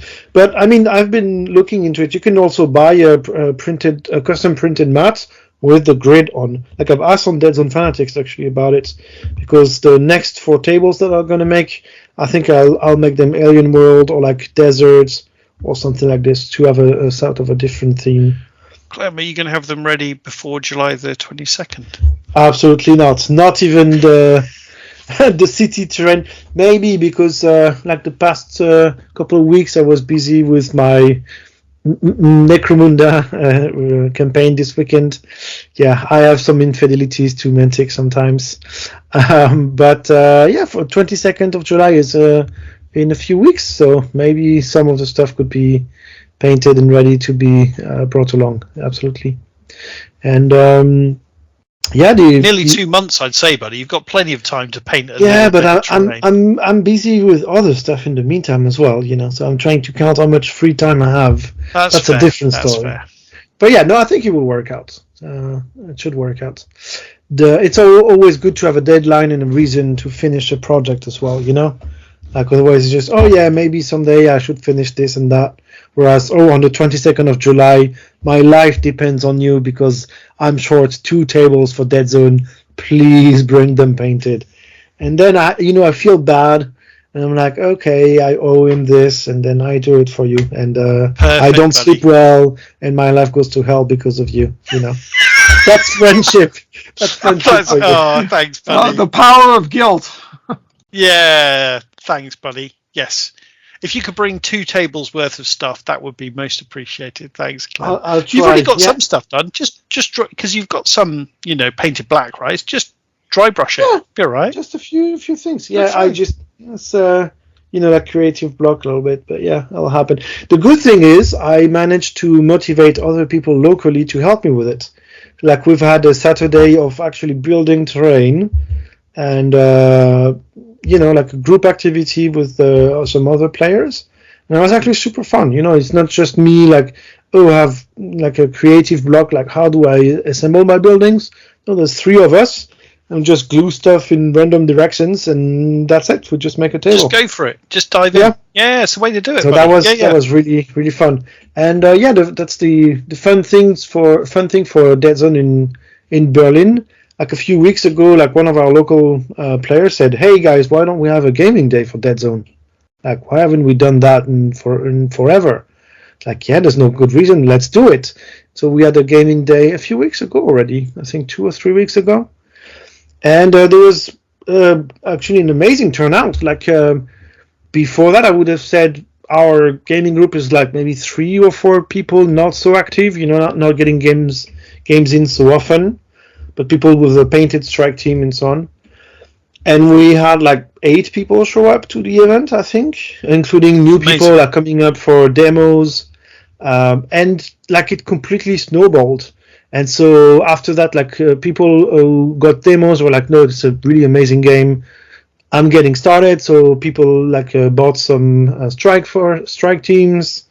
Some of the other people like playing Kings of War, that was kind of lurking around the Deadzone channel, said, okay, sounds like now is the time for me to finally buy a strike team. And oh, by the way, I ordered 3 strike teams because I already know the game's going to be awesome and I want to try this and that. And a strike team is so like it's 30 euros for 1 or something, right? Like the starter set, and you can already do something decent with it. And so suddenly we're starting a slow grow now. So with just 100 points to start, with I think 12 people or something like this, from a month ago, 3 or 4 vaguely active you and people. Vincent plus maybe one other, right? Yeah, no, absolutely. And this is like, and the fun thing is, I did nothing for it. Like it's someone else who's like, Deadzone is great. Why don't we play more often? It's like, yeah, buddy, go for it. And boom, that's I'm pretty sure I've mentioned this previously, guys. Come on, did I not say it? I was happy to see someone else take over. That it doesn't depend on me just being the one annoying everyone else. Like, guys, please come play with me. I'm always. You know what I mean? Exactly. Yeah, 100%. I wish someone would step up around here. Yeah. But what I'm saying is, I really feel like it was an explosive environment, and there was just a strike, like a match was lit up, and then boom, it exploded.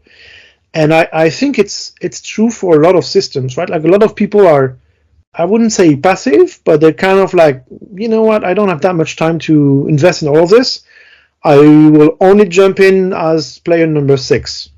But once there are 5 players, a lot of people want to jump in as player number 6. And they see all that excitement and feed off each other. Yeah, totally. You don't go from 3 players to 6 players. You go from 3 to 12. I mean, I live in a big city as well, so maybe that's kind of the cheating aspect of it. But within a big community of gamers that people play tons of other games, I think the main currency that you can get to attract people to any given system is to already have an active kernel of players that will just generate activity and be loud and fun.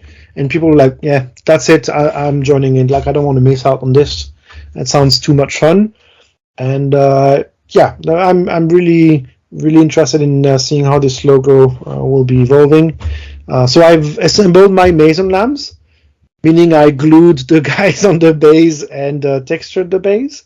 And my 100-point team is now waiting for a primer.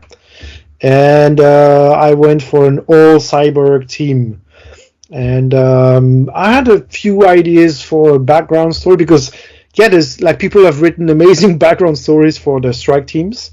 That also I couldn't believe it though. Sorry, Clem shared some of this. It's so cool. Yeah. Really, really interesting stories. And so I need to, one up all of them with an even cooler story.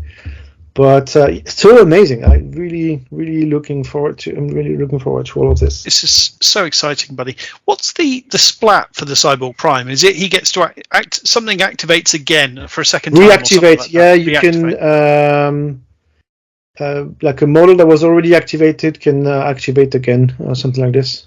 Yeah, it can be super powerful, right? Yeah, I think so. They cannot shoot. That was kind of my concern. And so that's also why I want to assemble even more terrain to make really busy tables. Self-interest, yes. Yeah, I mean, that's how it works. No, right? but let's be honest.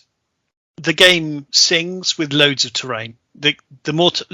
As far as I'm concerned, the more terrain, the more fun the game is. And in no game system is it fun if one army is all shooting and one is all melee. The melee army runs up the table. And if there's no terrain, you just get shot off the board, and that's why I don't play 40k, right? That's in a nutshell. Good, that's really exciting, Clem. Well done, buddy.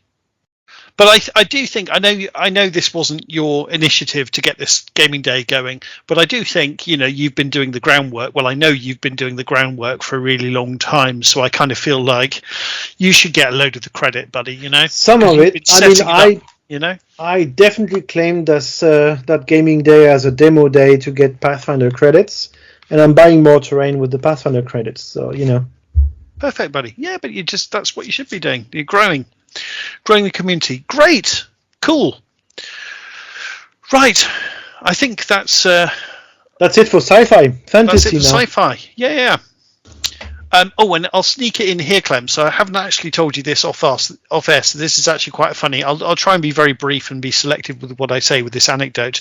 So as Clem knows, I recently started a new job, and I had to go for a big fancy work conference, and I just so happened to be standing next to a chap who had on his name badge Doctor as his title. So I made a crappy joke about, if someone has a heart attack, I don't think you're going to be helping. And he said, oh no. I have a PhD in physics. I thought you might. So then we would, talk a little bit more, and he mentioned he was a nerd. So I was, how much of a nerd? What type of kink do you have? Yeah.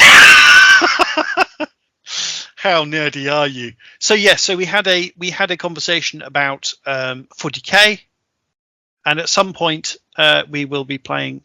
I'm going to say Deadzone. But he does live, 2 hours drive away from me. But it's going to happen. It's still worth making new converts. I think it's a completely valid plan. What's quite funny and a little bit sad is he used to live in until literally 2 months ago. He used to live in Wiesbaden, which is literally just down the road from me. It's like 10 minutes in the car. So it's a shame he's not living there. But if he was still living there, I wouldn't have met him at the conference. So it's a chicken and egg situation, isn't it? But it's cool. But he's a really, really nice guy. So I'm super looking forward to rolling some dice with him at some point. And he's kind of getting back into the hobby. So he used to play 40k, but he's at that. He's not invested in something, so he's at that good spot where I think if a couple of games of Deadzone, he'll be sold. Yeah, you can just show him around and let him make his own mind about the game and what he actually wants to play. And help him make the best choice. And why not both? I mean, there's nothing wrong with playing other games, I guess. Yeah. Well, we've got Gates of Antares. I mean, yes, I agree with you. I can't imagine a world in which, it must happen, right? But if someone played a game of Deadzone and then went and played 40k afterwards, I can't imagine going, oh, actually, do you know what? This 40k game, I love being confused about the rules, But people like different things, and to each their own. Yeah. To each their own, exactly, Clem. Sorry, I would try not to bash 40k, and then I deliberately go looking for it. So apologies, dear listener.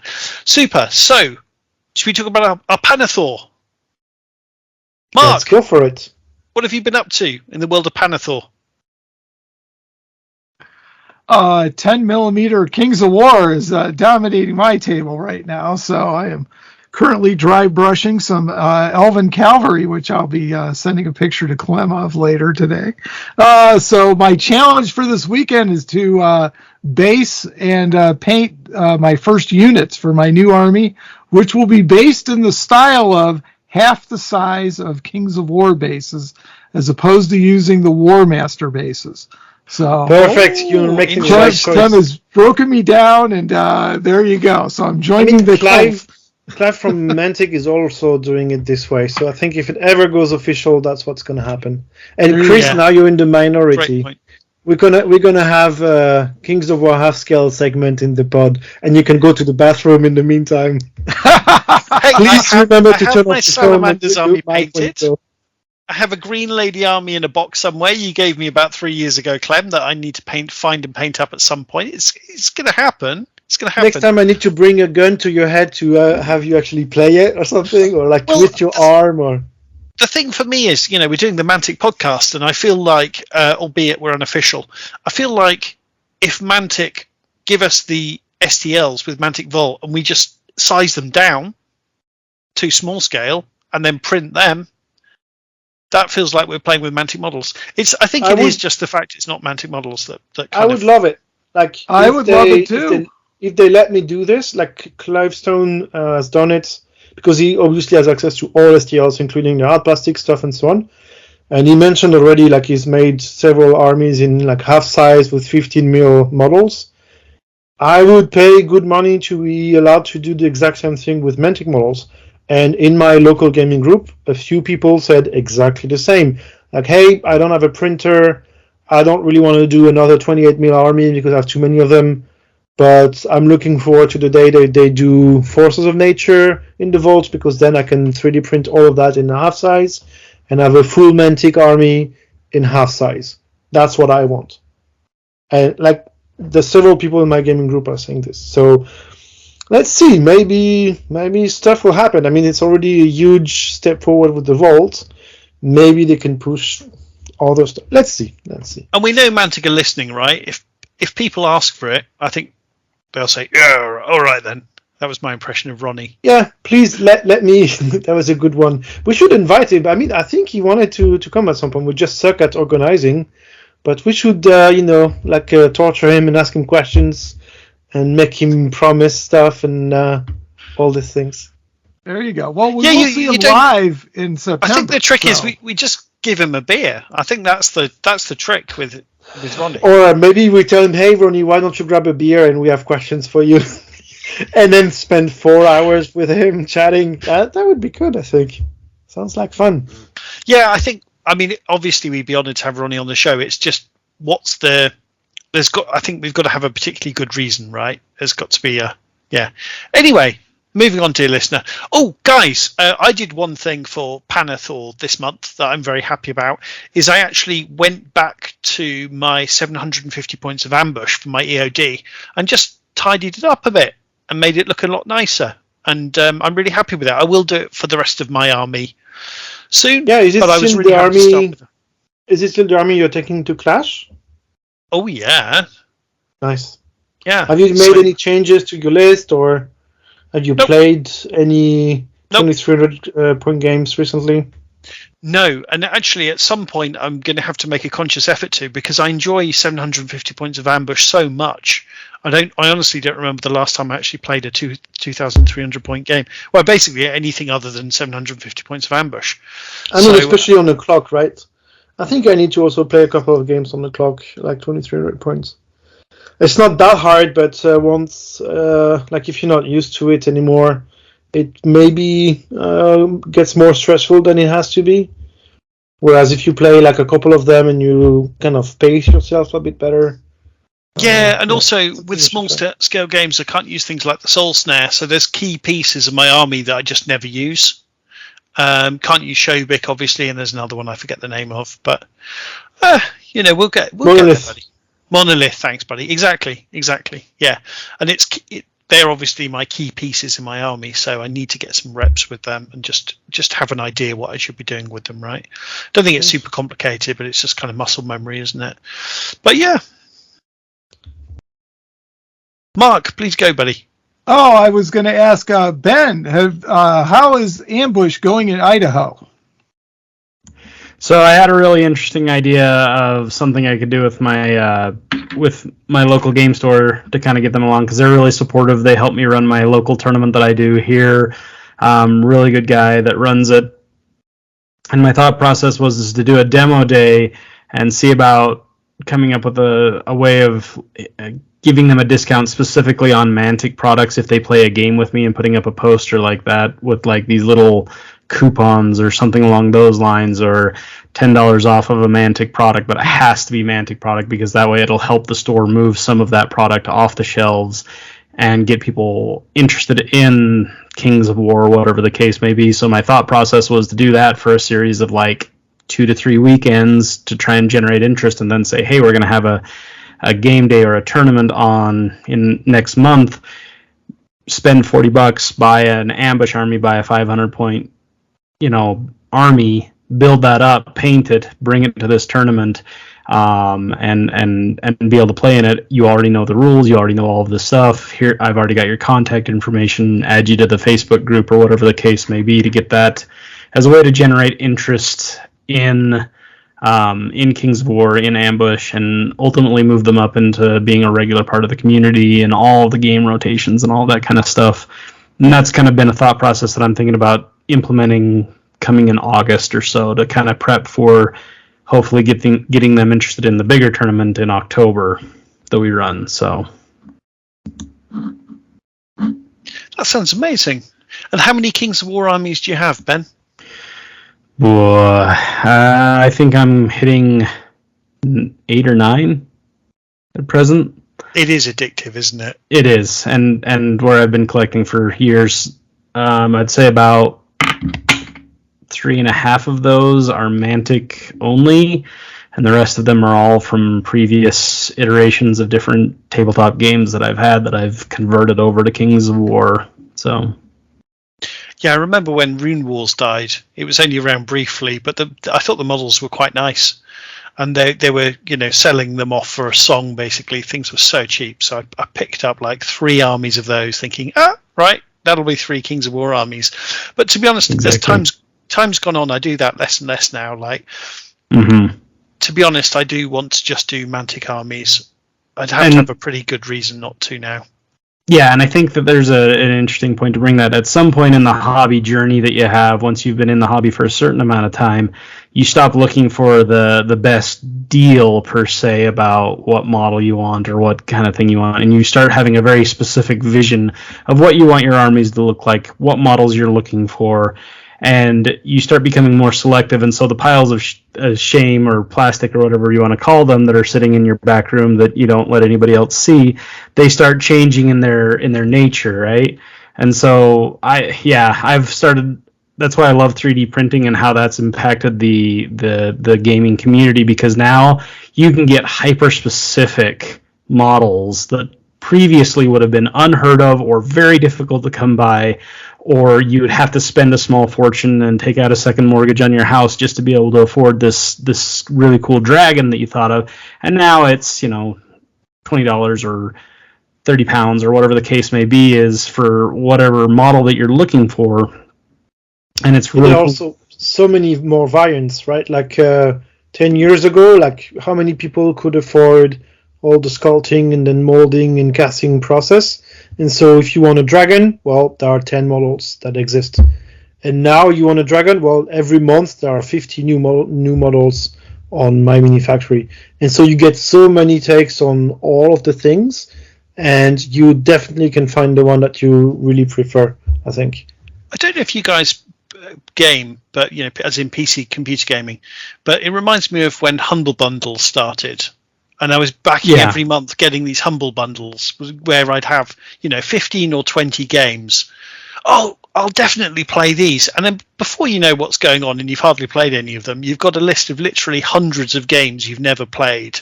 It's like, well, wait, what was the purpose of me doing this again? And actually it kind of devalues the whole collection, because everything is just so, when I was a kid and I'd spend, let's say, £30 on a game, that was my £30 gone, right? So if I bought a game and chose poorly, I'd still have to play that game a lot, right? Because I've got to get the value out. I don't have another option, right? Whereas at the moment it feels, if you're just constantly getting stuff on the cheap, it kind of feels like the whole thing is, I don't know, kind of devalued somehow a little bit. I'll take that a step further, because rather than Humble Bundle, I went with the Steam sales, the Christmas sales that they would always have, and I would stock up for like 5 years worth of games in a weekend sale kind of thing. I think, as a counterpoint to what you're saying, Chris, I would say that it's made me more selective. Like, a product really has to wow me. A model really has to be super cool or super specific to what I'm looking for. And just like that with games, the games have to have certain characteristics that I'm specifically looking for. And so it's made me more selective as a consumer. And therefore, when I find that thing that hits that sweet spot, that makes it not more special, but it definitely hits the right notes that you're talking about there, I think, though, too. But that's kind of a learned skill, right? Because I think now I'm sort of the same, but that's because I have, 200 games in my Steam collection, and I basically never play on computers anymore. Or I haven't played in... Exactly. But because I've had so many, and I think now for STLS I'm slowly starting to learn the same thing. Like, I still keep an eye around for some stuff, but also, like, because it's very easy to drown under so much options that you have to learn to select what you really want. Oh, Clem, I'll interject there with a very quick point. Clem, for the 22nd, when you're writing the story, at some point we find a massive fortress from an old civilization. I'll just drop that out there, Clem, because I'm 3D printing a massive fortress at the moment. I'll think about it. Thanks, buddy. Yes. And so, Mark, you were mentioning, Ben, you organize a tournament, right? Mark was signaling to us. Can you tell us more about it? Yeah, I run a tournament here in Idaho. I'm in a very interesting situation. You talk about being in a big city and how that's kind of a cheat, and I would go, yeah, I wish. We're literally in the middle of nowhere. This town that I live in is roughly about, I want to say, 30,000 people. The nearest closest town to me is about, I want to say, there's one that's got 100,000 that's about 30 minutes drive, so about 40 miles away from us. And then there's the next closest one is Salt Lake City, which is a 4-hour drive away. Most tournaments I go to are like 9 to 10 hours of driving going to get to these events kind of thing, or it's a all-day plane ride kind of thing to get to them across that. But here in Idaho, I run a tournament that's kind of like a small boutique kind of thing, and run a 2-day event, lots of hangouts, take everybody out, see the local sites. There's a lot of nature around here, a lot of cool little mom and pop shops and all that kind of stuff. We have a local brewery and all that kind of stuff. So, Ben, what's the name of the town, the 30,000 people town? It's Rexburg, Idaho. Oh, there you go. And it's Idaho. Am I right in thinking it's where lots of potatoes come from? Is Yep, that Idaho. Yep, that's Yes. what we're known for. Yep, all the potatoes. In fact, I grew up literally. The house that I grew up in was literally in the middle of a potato field. Every morning. Rexburg is like close to Regensburg. Like, so your ancestors, like the founders, come from Regensburg, where our friends from Deadzone Germany are in Regensburg. So it's probably same connections. Anyway, yeah. So it means it's a small town, but then you have tons of space. Like you can have 8 tables to play in your garden, I'm sure.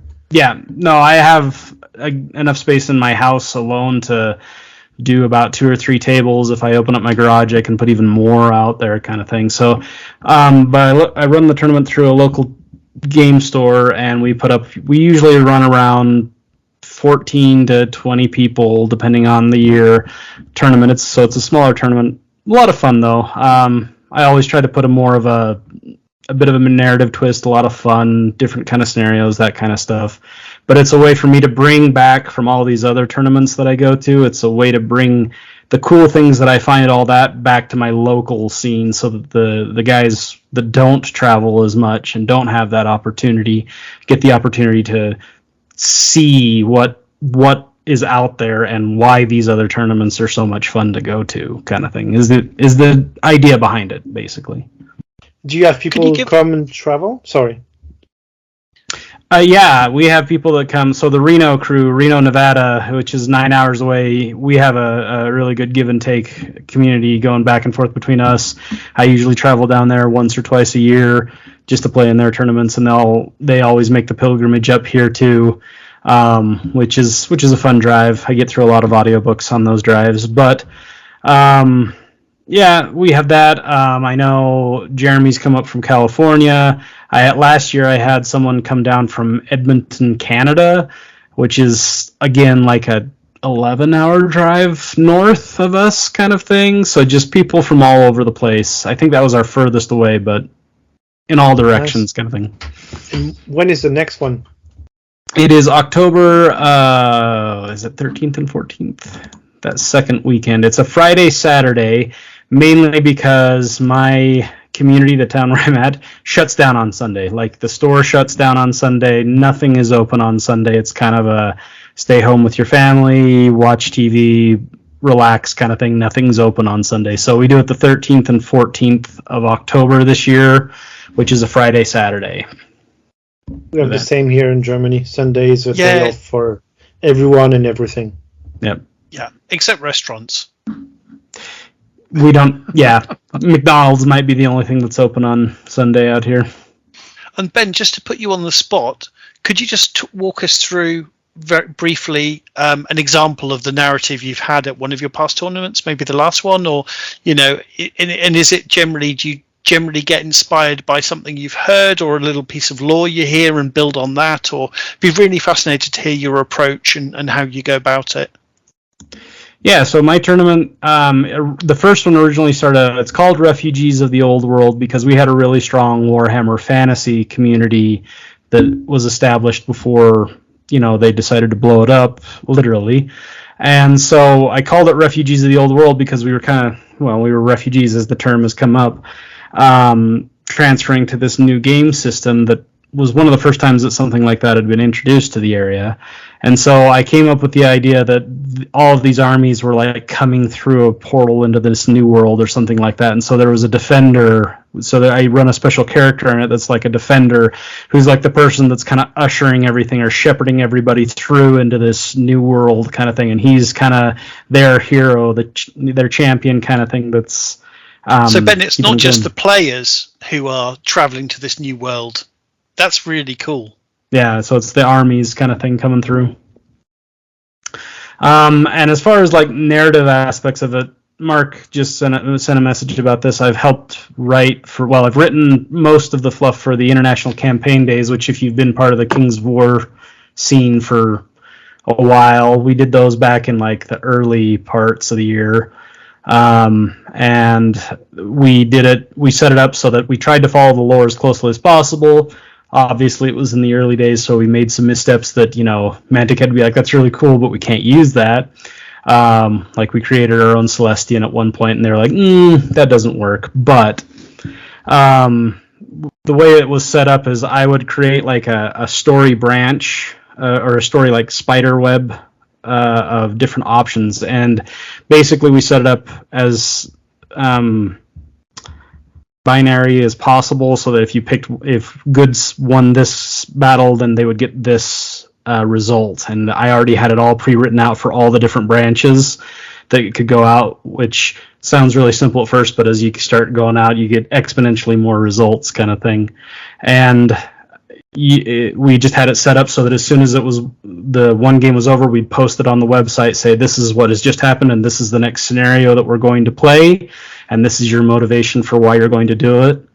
And just the story was everybody was gathered to one banner or another, and so you would just play these games, build on the story, and depending on which side you fought for, there would be actual ways that the players would affect the results with that, and ultimately lead to a final conclusion that would be different depending on which side won, kind of thing. And Ben, did you stick to good, neutral, evil, or did you do something else? So the way that we did that was we had a good side and a bad side. However, the way that it was set up is that you could play it in your basement with your best buddy, and if you had two dwarf players, like you both loved dwarves or something like that, and those were the only armies that you had, you would each ally to whichever side. Somebody would be designated the good player, somebody would be designated the evil player, and you would fight for that side. And you could switch every game if you wanted, and you could play a different army every game if you wanted, so long as you had lists.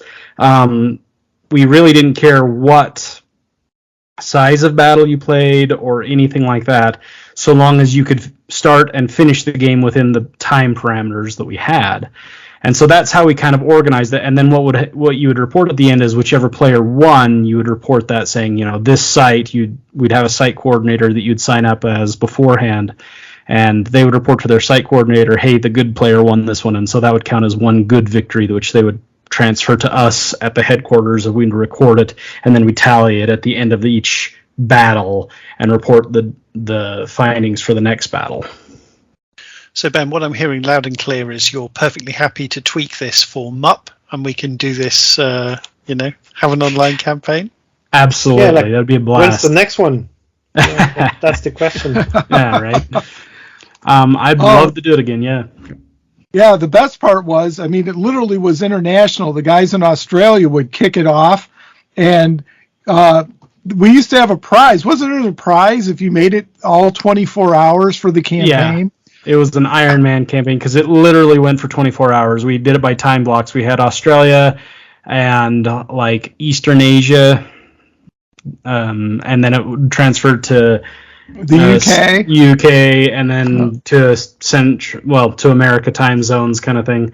And so we had to have 4 games per time zone that we build up, and it worked out to be almost perfect. I think it was 25 hours, and we had an award that if somebody went all 25 hours, we called them Iron Men, and they would get put into a drawing, which Mantic sponsored at one point, where they would be able to get an army of their choice sent to them if they went all 25 hours. That's incredible. And it would be great if Warhol could obviously be, for Armada, could also be, why not? Yeah. Why couldn't people play Armada games too, right?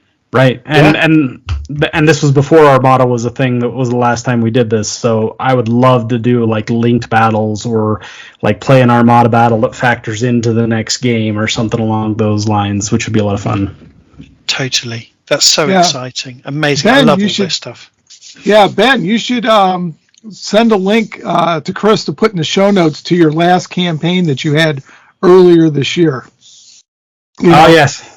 Ben's got a little YouTube channel too where he puts a lot of this lore up. It's awesome. That's so exciting, Ben. We love this How come stuff. I haven't heard about it? How is it called? It was called the War for the Golden Isle kind of thing, and we were just playing around with our local group. And I was like, you know what? Let's put this out to everybody. We do it on a week by week basis. It wasn't super organized or super official looking. It was mostly just I'll put up YouTube channels or YouTube videos every so often. Yeah, Mup style. Yeah, I'm going to be completely honest. Yeah, we Clem, need to do some advertisements, because I haven't definitely. heard about. Just to throw you under the bus just a little bit. Mark did draw our attention to this as it was happening. We were somewhat aware of it. Oh, then I have the attention span of a squirrel or something. No worries, buddy. We got a lot going on. It's fine. Absolutely, but it's and anything exciting. I do, that's look, a new sofa. Like it's a goldfish, not a squirrel. Well, look, a new very cool YouTube channel. Well, I knew you'd be all into this, Clem. So your narrative soulmate is Ben. I mean, is it any wonder he became an author here? So, right? That's awesome, and it's also good that I forget things because then I'm amazed the second time. Absolutely.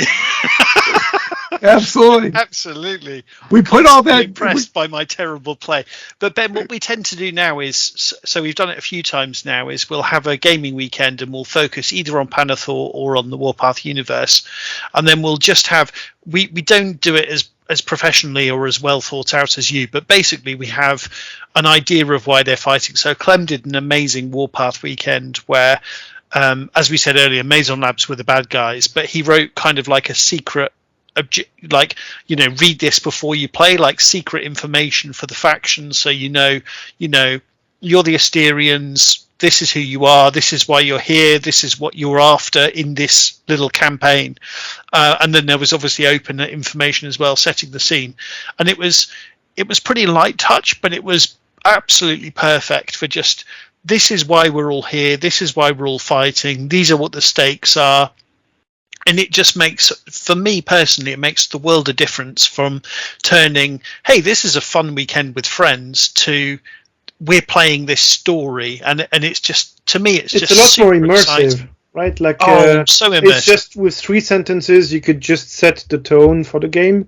And then whatever happens in the game, then it's still a good time. Like, even more so because, I don't know, like you could play maybe a bit more in character or try to find like a reason for, okay, my dice are super hot or completely suck, but it's in line with the story this way or that way, and I find it's enjoyable.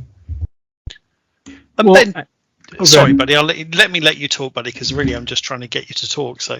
Oh, you're fine. I would go along with what you're saying, Clem. That those are the most memorable like gaming experiences that you have. Like the thing that still sticks out to me is when we did the End Times campaign. There was 4 dedicated gamers, and it doesn't take a huge group to create these memories, kind of thing. But we had 4 players that just got together and we played out the End Times kind of thing. But we did it with our own narrative twist. We took it and made it our own story and all that kind of stuff. I wrote down each of the battle reports that we would do about 2 battles a week, or 2 battles a month rather, and we would write them down in a narrative twist, and I actually compiled it into a horribly, lots of plot holes, lots of problems with it, but like almost like a little novella that I handed out to each of the players, and it's something that we still talk about, and that was almost 10 years ago. We still refer to it, we still talk about it. It's a blast, and that's really what I look for when I'm gaming. All of my armies have a narrative bend to them that when I'm building them, when I'm creating them, with their color scheme, their heraldry, all of that kind of stuff. And I think that's the case with a lot of players too. We're all looking for that narrative high, I think, on some level.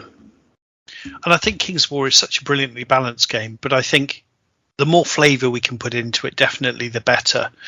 And I think you mentioned something interesting there, as you mentioned there was kind of 4 of you all contributing to this, and I'm pretty sure that's really important, right? Because you can feed off each other's ideas and enthusiasm and build on that excitement, right? Exactly, right? You can work off of each other, you can play off of all of the emotions that you got going on. You have rivalries that come about. All of that is just really fun and interesting, and it creates that dynamic for role play and just all the things that we love about the fantasy genre, about all of these games. It's what draws a lot of us to this, because let's be honest, there's much easier ways to play games, right? There's PC gaming, there's video gaming, and if that's what we were going for, we would just play that. But this is more immersive because it allows us to take it and make it our own, which is an important part of it all. Yeah, make it your own. And also, I mean, so the rules are super tight for Kings of War, for example, but what I like in tabletop is you make it exactly what you want. You know, like in a video game, if the developer decides that's the actions that you can do in the game, that's how the story is told, you can have no control over it to some extent.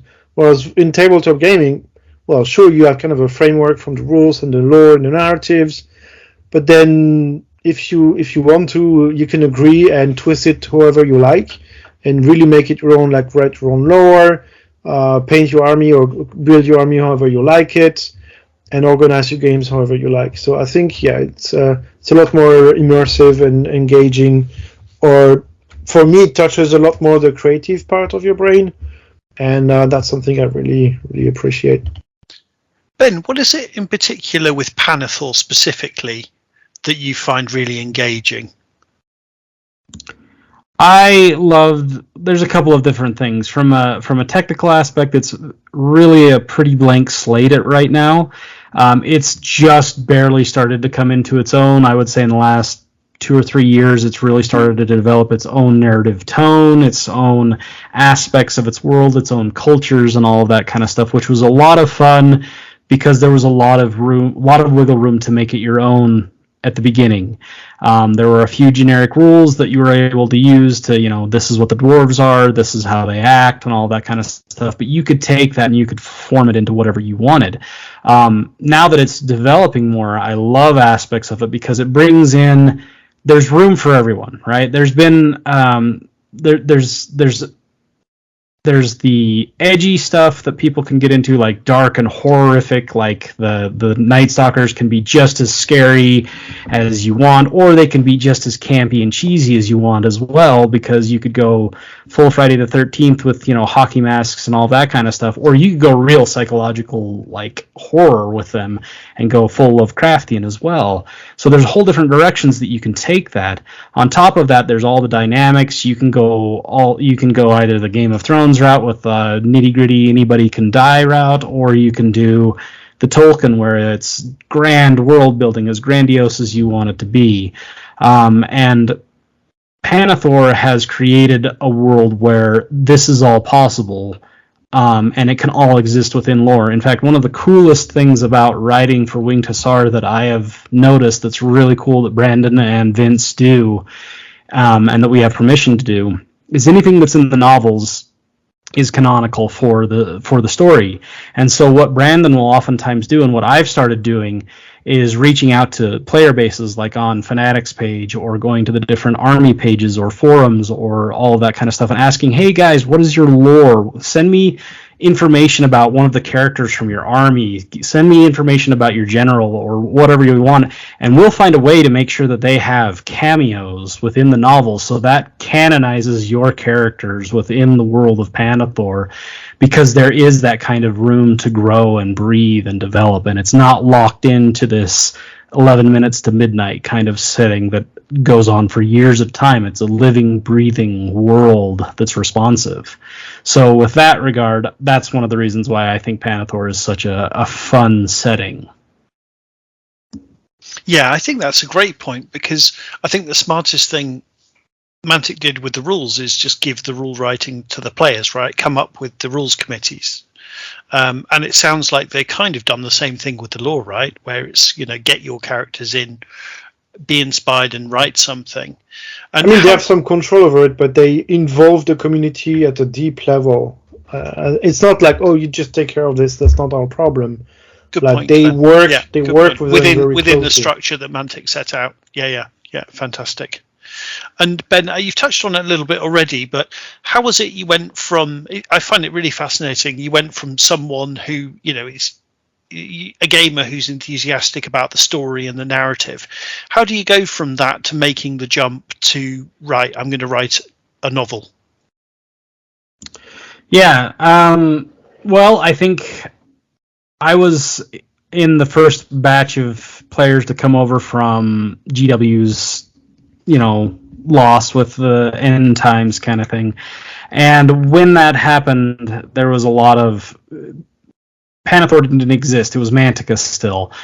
They hadn't developed anything. They didn't have novels or anything along those lines. And so there was this vacuum of there needs to be a story. There's a story here waiting to be told, and it hasn't evolved yet.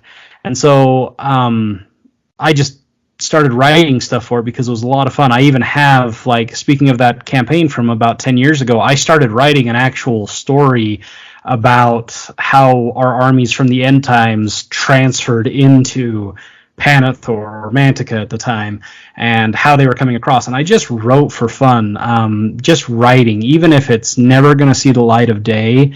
Any successful author, and I'm not saying that I'm successful by any means, I'm not, especially not if you consider monetarily, but anybody that has completed a novel knows that there is the path to that creation process, that final product, is littered with failed manuscripts and half-formed ideas and notebooks and notebooks and notebooks filled with ideas and potential outcomes and all of this kind of stuff. And the end product is just writing, right? Is it a bit like that scene in Alien 3 where she goes into the lab and there's all the half-formed versions of her, and she has to set them all on fire? Because I imagine... And she's number 12 or whatever. Yeah, right. This is plot number 13, exactly. Oh, what a shame we're not on YouTube. Clem just pulled a fantastic face. But no, that's absolutely fascinating. But I'm sure some of your favourite things you've ever written ended up on the cutting floor because you couldn't get them to make sense or something like that. I'm sure there's a lot of kind of sacrificing prose you love to just make things work, if that makes sense. Does that make sense? Absolutely. I think, and nowadays he's not the best person to point to, but M. Night Shyamalan, or however you say his name, I can never pronounce it right, but pre-Airbender, made an interesting quote. He says, and actually I think it might have been actually Neil Gaiman that's made this quote. I can't remember now who to attribute this to, but don't be afraid. Neil Gaiman. Yeah.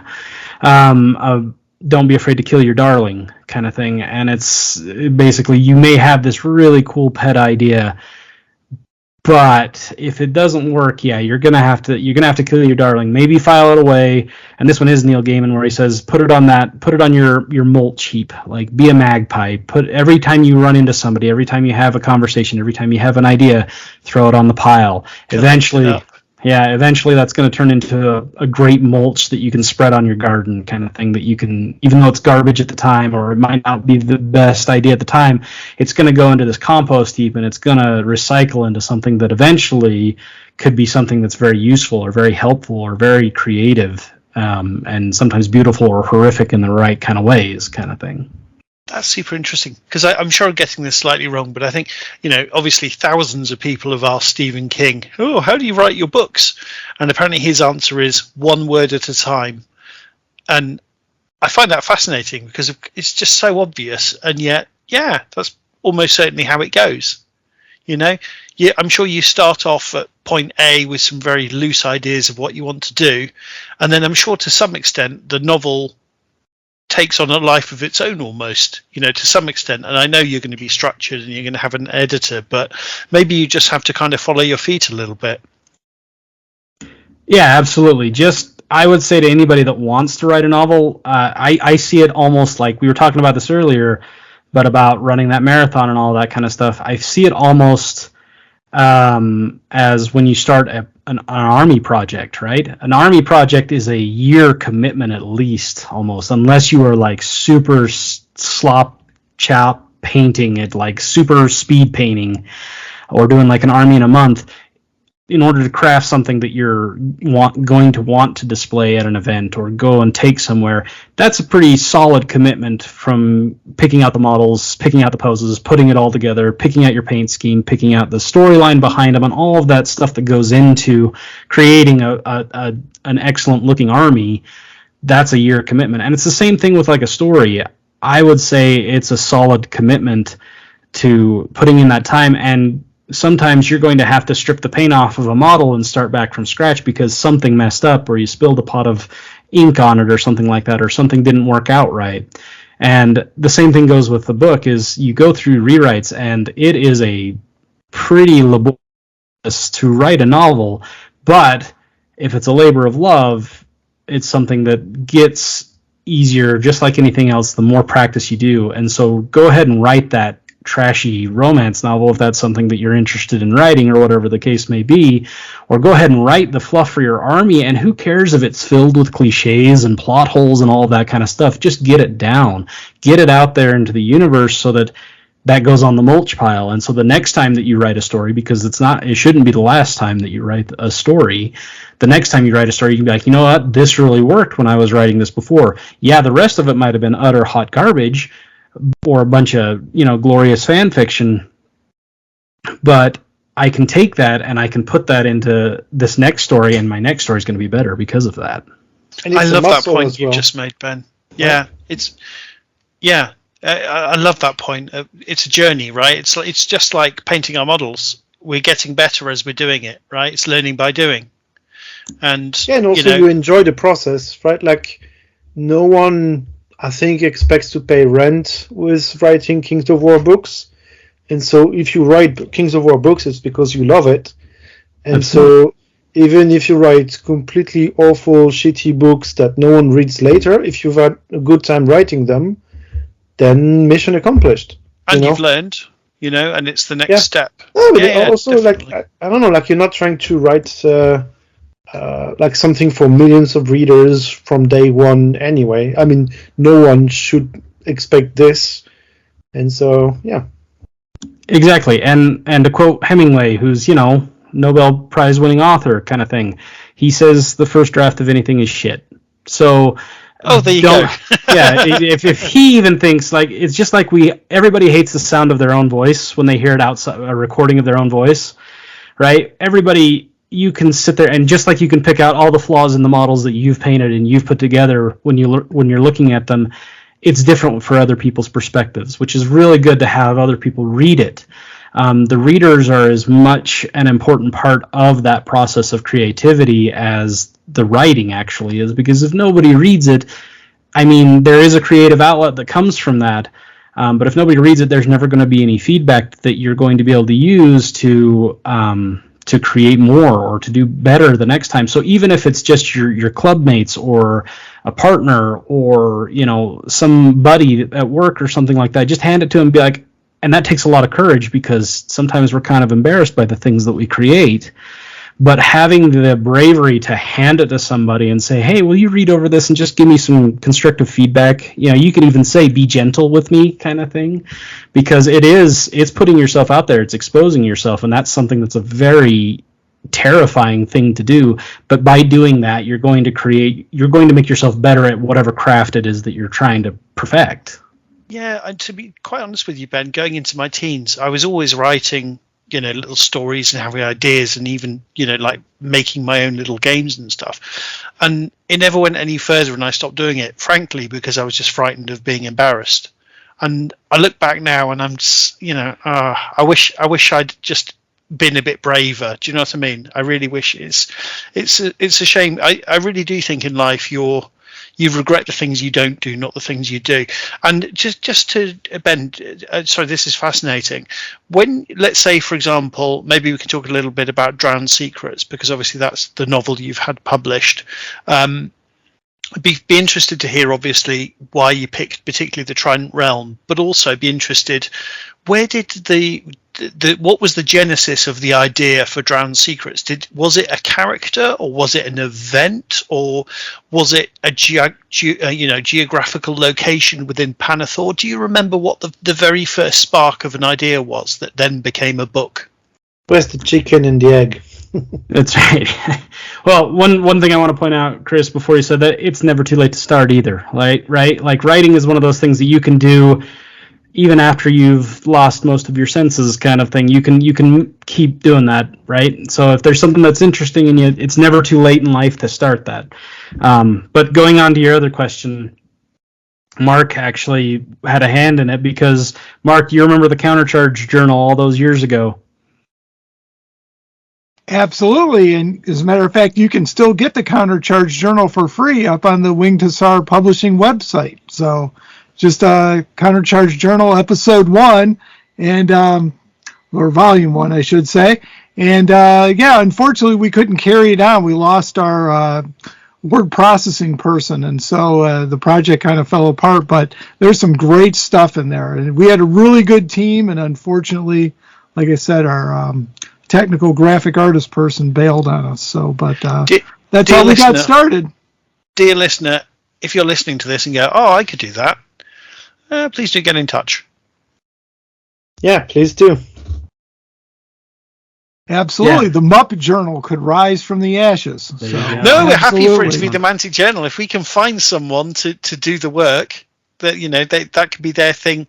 Clem and I, we make a podcast. That's the thing we do. Mark helps us. If someone could do a bit of graphic design and drive the Mantic Journal forward, that'd be amazing. Absolutely, yeah. Oh no, I've got 2 editing volunteers. They're just waiting. So, and we've got a cadre of writers. So. It's just a matter of, the big thing is just waiting for somebody to lay it out. There's also Ronnie, the Bard of Mantica, over there on Facebook, and there's some great stories in there too. So, but I am sure Brandon would be very happy to put the Mupp Journal up there, Volume 1. So, but yeah, we had a great time with it. There's some work to make it first, but yeah, sounds good. Oh, absolutely. Oh no, it doesn't happen in a weekend. There's no doubt about that. Ben can attest to that. We had to procure photos and all sorts of stuff. So, and then Vince did all the editing, and I mean, it went through just like it would be a novel. So, but yeah, if you want to check it out, it's over. Like I said, it's a free download over on the Winged Hussar Publishing website. Chris, I'll send you the link. Please do. I'll get it in the show notes for the dear listener. But yeah, it was really interesting when we had Brandon on the pod, and obviously it's fascinating hearing. Obviously, Winged Hussar have to protect their reputation, right? So it's a really, really interesting topic. And maybe it's Ben. I think it's probably, I'm going to say 2 years, but it's something like 2 years since I read it. But I have read Drowned Secrets, so maybe we can just talk about that a little bit. No spoiler, because I'm waiting for the audiobook version of it. There you go. And Clem, there are going to be spoilers. Do you want to go and make yourself a cup of tea? And I mean, I gotta hear how Ben got into the writing there. We kind of rabbit trailed off there. So I'm going back on mute. So there you go. So Ben, so how did you get the opportunity? So you were on the narrative workshop, and then you were working on International Campaign Day. You were the narrative genius, and so how did it go from there? So yeah, I think that was a big part of it. And Mark, I think you were the one that you and Rob got me into contact with Chris Kapsner and Mark Cox, that were the ones that created the first International Campaign Day that got me on that kind of got me on the radar in the Mantic community about this, and got me in touch eventually with Brandon. But it was the Countercharge Journal that really got the genesis for Drowned Secrets to go, because I was sitting there thinking, we want to start developing lore, we want to start pushing, because a large portion of what the Countercharge Journal was to do was to create the interest in there being novels. And it just so happened to coincide with the time of Winged Hussar announcing, hey, guess what we're doing? Novels. And so I wrote the prologue for Drowned Secrets as a short story to put in the Countercharge Journal. And then right after that, Brandon sent out a query saying, hey, anybody that would be interested in writing a Kings of War novel, please send us a pitch with your story idea. And if you've got any writing about it, send us that as well. We'll review it, and we'll come back and we'll let you know if we want to continue with that or anything like that. And I had just finished that short story, and I was like, I could expand on this to tell the story of how this character then progresses beyond this short story, and I could turn that into a full-scale novel. And so I sent that over to Brandon, and I think it was a couple weeks later that I got he messaged me back and said, hey, we're really interested in this. We'd like you to write a full-scale novel for this.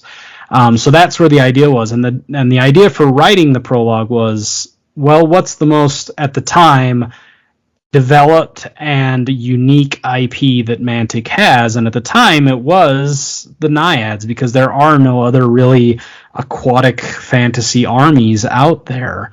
And so I picked on that one. I was like, what would be a good motivation to kind of make it so that there was a character that we could relate to as far as that's concerned, and make them kind of so that they're not in this alien world on one of the first stories that we are exposed to as far as Mantic and Kings of War and all that. And so, well, let's put her into the human analog, because all games have the human analog, right? D&D has humans, GW had Empire and Bretonia, and Mantic has Basilia.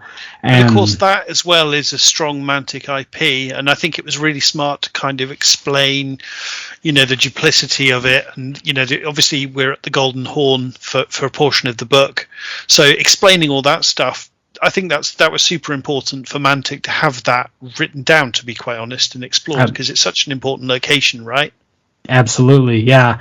And it was fun to do a deep dive into all the old first edition lore, and I got a hold of as much of the first edition rulebook and lore and stuff like that had been produced, which is where I found out about the Drowned Quarter, which plays a significant part in the prologue. The prologue, right? Yep. Yeah. And that's where I got the title, was Drowned Secrets, because originally I was going more towards that being the focus of it, is that there's all these secrets that are in this Drowned Quarter that they're trying to discover. And it kind of changed into the secret of the Drowned Quarter was what's revealed to be the main antagonist of the story in the prologue.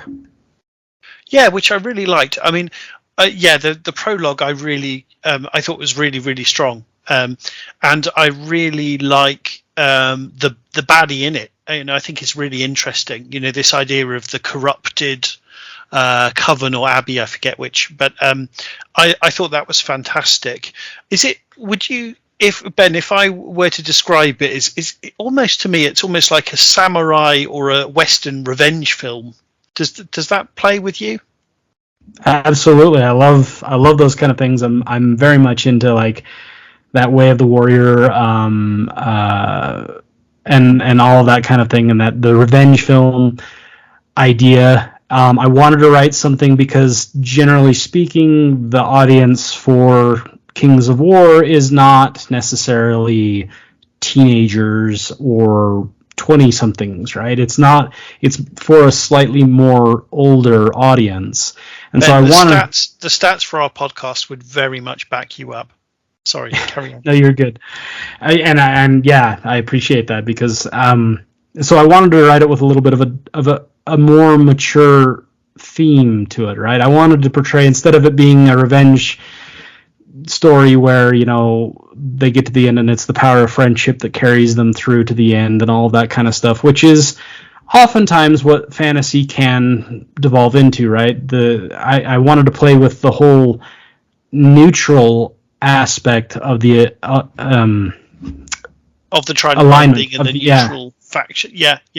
Well, you've got your stoic, loyal kind of samurai-like placoderm, right? What was really interesting, I think, was so if we take of course I've forgotten all the characters' names, but if we take your young Naiad character, who's the protagonist, her relationship with the baddie is very nuanced. It's not they don't just flat out hate each other. There's more complicated emotions there. Is that fair to say? Absolutely, and that's one of the things that I was going for, because I worked for the past. I just recently transferred to the public education sector.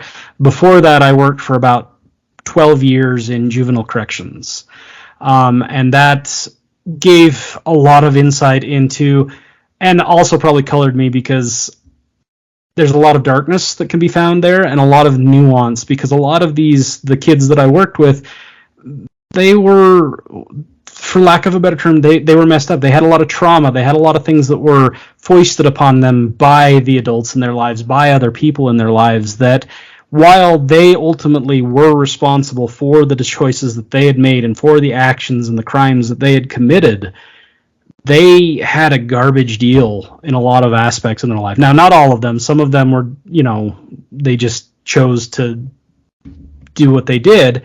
But a lot of them, I found that they were born into a family or born into a situation and were raised in a situation that it wasn't ever. It was very rarely a straightforward, this person was pure bad. Evil is boring. Yeah, there's always more complexity to it in real life, and so I think that makes for a lot more interesting and relatable stories.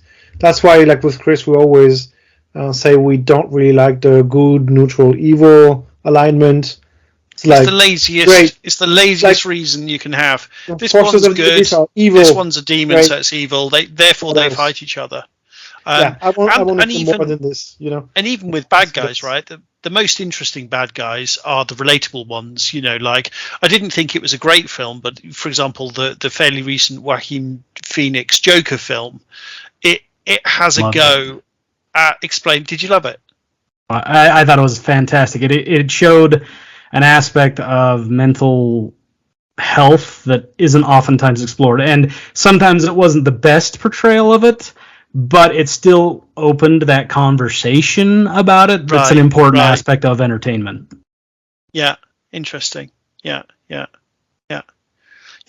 Because just baddies who are bad because they're bad. It's not the greatest writing, So I think Ben, you basically sold me Drowned Secrets. When can I listen to it? So I'm working on an audio version of it, which I sent you guys the link for the prologue, so you guys can listen to that. I would love to hear what you guys think about it. My brother, as a hobby, is he does sound engineering, and he plays in a band and all that kind of stuff. So he has all of this high-tech equipment and software and all that kind of stuff to modify it and clean up the audio and all that kind of stuff. And he inserts sound effects to make it more of like an audio drama. Please Can be you gentle. point him our way for the podcast? Right. So, Ben, I just had a quick listen, but I would say I think it sounds, from what I've heard, it's a big step up on Steps to Deliverance, which was a professional audiobook. If I'm completely honest, I thought it sounded really good. Awesome. I will pass that on to him because we've just been kind of doing what we like and looking at the things that we enjoy, because neither of us is a professional audiobook engineer or anything along those lines. Please be gentle with my accents that I use in there. So, no, it's a lot of fun for that. The audiobook is coming. We're hoping, if we really buckle down, probably start of next year if we really get on it. The problem is that we're doing this as a side project of a side project kind of thing, so it's time is limited for what it is. So now you've committed on your life for so everyone listen to it. 20% of our listeners that make it that far will come after you. That means 2 people. So be careful. So just so everyone's aware, I spent my money on Drowned Secrets, the novel. I didn't get a promo copy or anything like that, and I'll do the same when the audiobook comes out. I'll put down real money because I want more of this stuff to be made, and I think it's important for those of us who have a passion for this thing. I think it's really important we put down put our money where our mouth is, sort of thing. To me, that's really exciting, and I'm really I don't want to say impressed. That's not the right word, but it's amazing the flexibility you're showing. Where audiobooks, it's a tough sell. It's hard to make the money back. Do you know what? We'll do that ourselves. We'll handle it. We'll do it to a really good standard. And we'll just get it done. And I think that's absolutely amazing.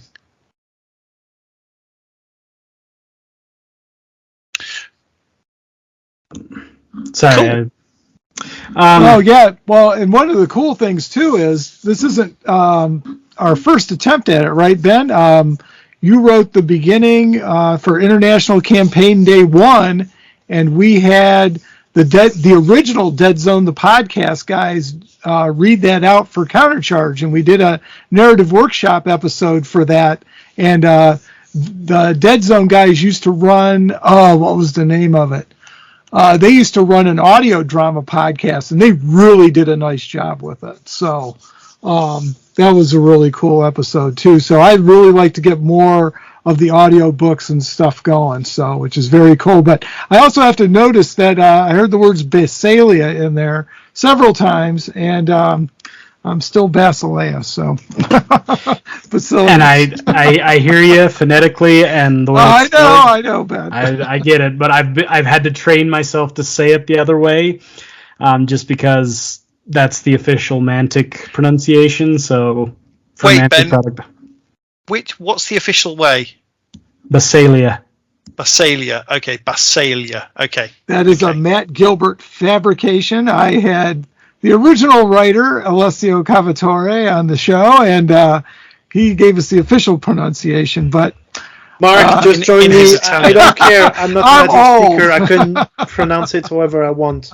That is fair, though, I don't know guys. the language. I say whatever I want. Basilia is a big old place, you know. I'm sure people will pronounce it differently in different areas, you know. Absolutely. I'm sure there's room for all of us. So there are the farmers in the north that say it's, how do you say it, Ben, again? And then the Basilia. real world people in the capital. Oh, no, the other way around. Like the capital are the bad guys, and we're the farmers in the north. Right, Mark? Yeah, like the yeah, honest. we're the good guys. Yeah, That's right. yeah. It's a bit sort of a bit Rome, a bit Athens. Yeah, the good, honest toilers in the field and soldiers out on the borders. They're kind of really the good guys, unless they accidentally go evil, and then the corrupt rich people in the big city. You know, it's just like our world, right? Well, as Alessio told me, he says, think of Basileans. So Basileans. So, but there you go. He's out now, and Matt's in, and Wing Tassar and everything. So there you go. I like that, the local dialect thing. Clem, again, saving the day here in the narrative. You're welcome. And so are you working on novel number 2? Like, is there a follow-up to Drowned Secrets, or a different theme you want to explore with another novel? So now that I feel like the first couple of novels that Wing Tassar put out were kind of Mantic testing the waters to see how they would go. Mantic has liked the novels so far, so they have started commissioning novels. So I do have a sequel to Drowned Secrets that is in the works currently. I'm about 40,000 words into it, which, to give you some perspective, Drowned Secrets is about 119,000 words in length. And so I'm roughly about a third of the way through the first draft of that novel. But the big project that also came in, because after I wrote Drowned Secrets, Brandon approached me and said, hey, look, we have this novel called Nature's Night that was supposed to be the first full-length novel that came out for Kings of War, but because of creative differences and time constraints and several other aspects of it, the original author was unable to complete the manuscript and had to abandon the project for various and sundry reasons. And so he's like, we need to get this out. So would you be willing to work on a collaboration with a couple of other authors? So Mark Barber, James Dunbar, Brandon Rospond. I almost said Brandon Sanderson, which would have been fantastic, but probably not. Brandon Rospond and myself, we got together and we each took a chunk of this book. So Nature's Night is a collaboration between all four of us. And we wrote out sections about that, and we created that novel to be able to publish that as well. That must have been a unique experience. It was fascinating because it was a lot of fun collaborating with these other authors and be like, all right, look, this is what we're going to do. What's our end goal? How are we going to do this? And then how are we going to make it so that it doesn't feel like these puzzle pieces that have been crammed in to fit next to each other? How are we going to make it so that it feels like a cohesive novel from possibly different puzzles? Exactly. And it was a lot of fun. Mark Barber, he's a fantastic guy. He's a great guy. He's got a lot of experience with this, so it was really fun working with him. He and I traded manuscripts between Steps to Deliverance and Drowned Secrets, because he was about 3/4 of the way through it when I started working on Drowned Secrets, and so we traded back and forth. He gave me a lot of feedback on Drowned Secrets, which was really cool. And so working out with him again on Nature's Night was a lot of fun. James Dunbar was a really cool guy to work with as well. He's another fan of the series. He has a book that he's been working on for some time now, but he was fresh into the industry as well, so he was super enthusiastic. Same with me. And then, of course, we had Brandon, who is our editor, who is also writing, so it was fun to see him on the creative aspect of it as well as the editorial aspect of it. But working together, coming up with the cohesive storyline, and then assigning sections. And the way that it broke down is that each of us took, one person took the beginning of the book, another person, you can almost look at it and there's sections of the book where there's story arcs, and we each took a story arc and combined it together so that it all wove together to the finale. And it was a lot of fun to sit there and talk back and forth and bounce ideas off of each other, and to see the different writing styles, because each of us wrote from a slightly different perspective. And so it was really cool how it turned out, and the way that the narrative layered upon itself just naturally from the way that the story evolved and from our different writing styles. So that was a lot of fun. So I've got that lined up on the Kindle, so I'll have to read that after I read Broken Alliance, but I'm very much looking forward to it. Sorry, Clem. No, so that's already out. Yep, that one's already out. Nice. Once that one was out, Mantic came forward and said, we want to commission certain novels.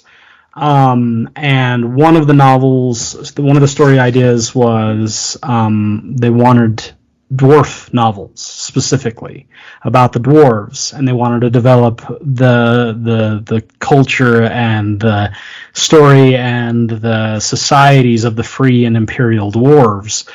And with the Edge of the Abyss concluding and the free dwarves being kicked out of the Halpy Mountains and all that kind of stuff, they wanted to kind of have an idea of how is that working out between the free and imperial dwarves and the friction between the two of them. And so I have written another novel that is called The First, which is going to be the first of a least 2 or 3 books. So it could be a duology, could be a trilogy. But the first book we're hoping to be out later this year, either the fall or the winter of this year, possibly beginning of next year, but it's called The Pride of a King. And it's all about the dwarfs. In fact, I can send you a link. It's on the Wing to Sar Publishing website. You can pre-order it already, and it has the synopsis on it. And I could probably even read it, please. Please do. And let's get a link in the show notes. And I'm assuming the Pride of the King. I'm assuming the Proud King is Golok. But please read. I will leave that for speculation. But Wild speculation.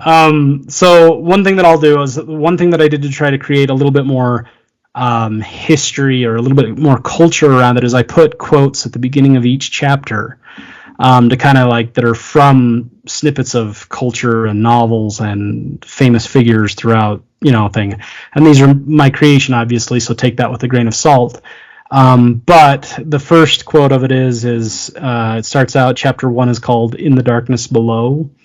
And the first quote that comes from it is, thus were the dwarfs brought into being by the tears of our earthen mother, tears shed in the lonely dark. Isolation was her midwife, and the darkness and stone were our nursery. Is it any wonder, then, that we cling to these things as a race? Isolation from the other races binds us together. The stone offers us its treasures, and the darkness ensures that we do not stray far from our families. Yet there is caution to these comforts. Isolation can lead to bitterness, treasure to greed, and the darkness can hide a multitude of sins. And I put that was from chapter 3 of Queen Rawson's memoirs. Oh, I like that. That sounded really good. And I cool. particularly like it because funnily enough, Clem and I on the podcast have criticised the dwarf lore as is because there's so little of it. It's kind of the dwarves are in their holes. There's a bit of an imperial army. But that was great, Ben, and I'm really looking forward to reading this. Thank you. And again, if you've read Drowned Secrets and when you read Nature's Night, you'll notice that I'm with you guys. I don't like straightforward black and white good and evil alliances. I feel like that's boring. It's not realistic either because people aren't like that. And so this is the first novel really that the main characters are actual characters from the lore of the story. So instead of it being characters that we, the authors, have come up with, and there might be cameos from these named characters from the army lists, the main characters of this one are Bannock Colarm, who's a special character, Sverri, Lord Sverri, and Herneas Hunter, who are all dwarf named characters that have stats. They are main characters from in this story, and it follows a lot of their perspective. They actually, you get inside their heads, get to see a little bit of what makes them tick, what makes them heroic, and sometimes not, maybe, and just different aspects of that don't oftentimes get explored very well, especially in IP novels, I've noticed. So I'm hoping that can come across really well in this aspect of it and help build the world a little bit. I'll be really interested to see as well next time the timeline moves forward and how far it moves forward with all these great new characters coming in or fleshing out these named characters. It's really, really cool. And I just had one more question for you, Ben, on the lore side, was that so if you've got our dear listeners listening and they've always wanted to write something, a short story, or they always wanted to give it a go but they never quite did, have you got any advice for someone? Yes. Like with me, I just submit. You're not a real author unless you have a pile of rejection letters, right, from different publishers. And so take a look at all the greatest writers out there, or all the most successful ones. Stephen King has, I'm sure, a pile of rejection letters before he finally got his first novel published. J.K. Rowling with the Harry Potter series, she was rejected by pretty much everyone and laughed out of the room most of the time, I think, wasn't she? So yeah, exactly. And regardless of your perceptions of that series, you can't argue that it has been successful and that it's touched lives. I like Harry Potter. I don't mind saying it. I think it's great. Yeah. And so in regards to writing towards for Wing to Star or for any story that you want to write something up. Get something on the paper. I always tell my students at school that I'm teaching is like, just get something down. That's the hardest part, honestly, is getting that first draft finished. Once you have that, you have your skeleton, you have your basis that you want to do, and then don't be afraid to go back and rewrite. I will also say that the best advice that you're going to receive is going to piss you off when you're writing. When somebody comes through and says, I did not understand this, my initial reaction, and I can't speak for everybody, but my initial reaction is like, well, are you blind? It's right there. I explained it in this paragraph on page 372, right? It's there. Why didn't you read that? Or why are you fixating on that? And that is the first thing that always comes in my mind. And so learning to quiet that voice and being willing to actually look at that.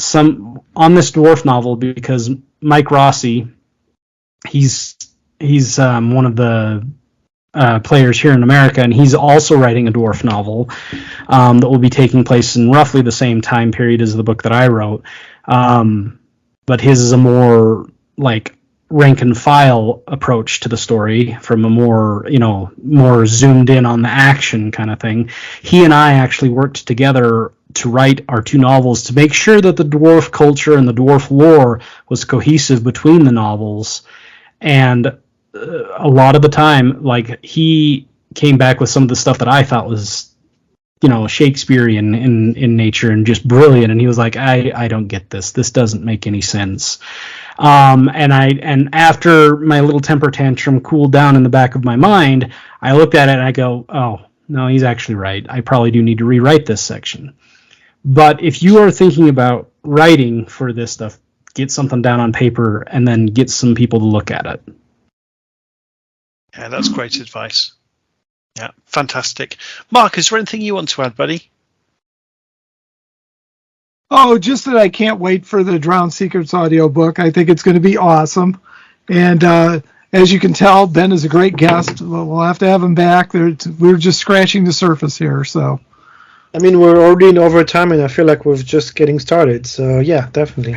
It's been that kind of episode, Clem. I mean, every section, Mantic Vault and Pannilore, Pannithor, it's just going to run. So, yeah, Ben, we're going to have you back because you speak so beautifully about the lore of Pannithor. But to be honest, it would be also great to have you back to just talk about planning a narrative gaming weekend, or just throw ideas around. I just think that would be super exciting.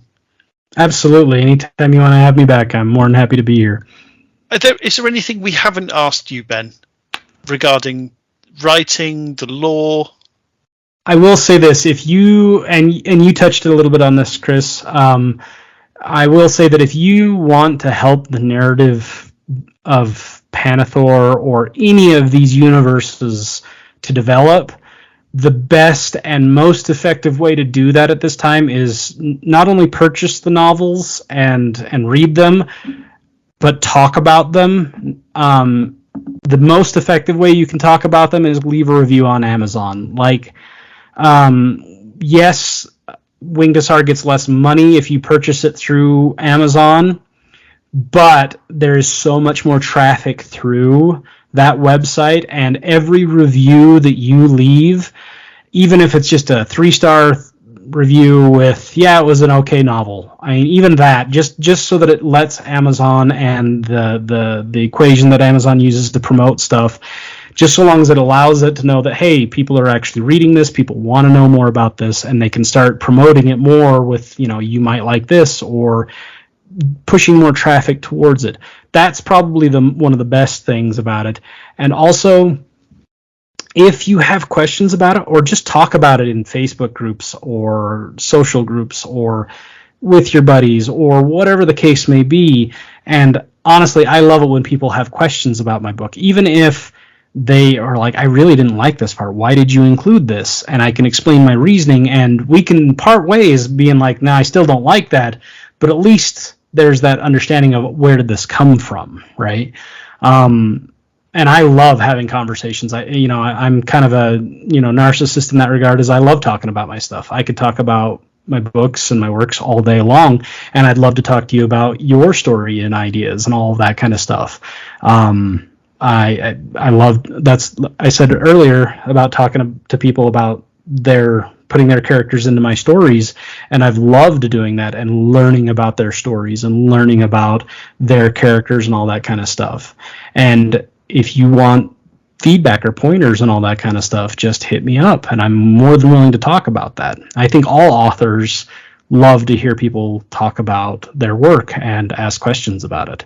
So I would say if there's one thing that you want the lore to help the lore establish itself and be more immersive, is please start conversations about it, talk about it, ask questions, discuss it, leave reviews, all of that stuff.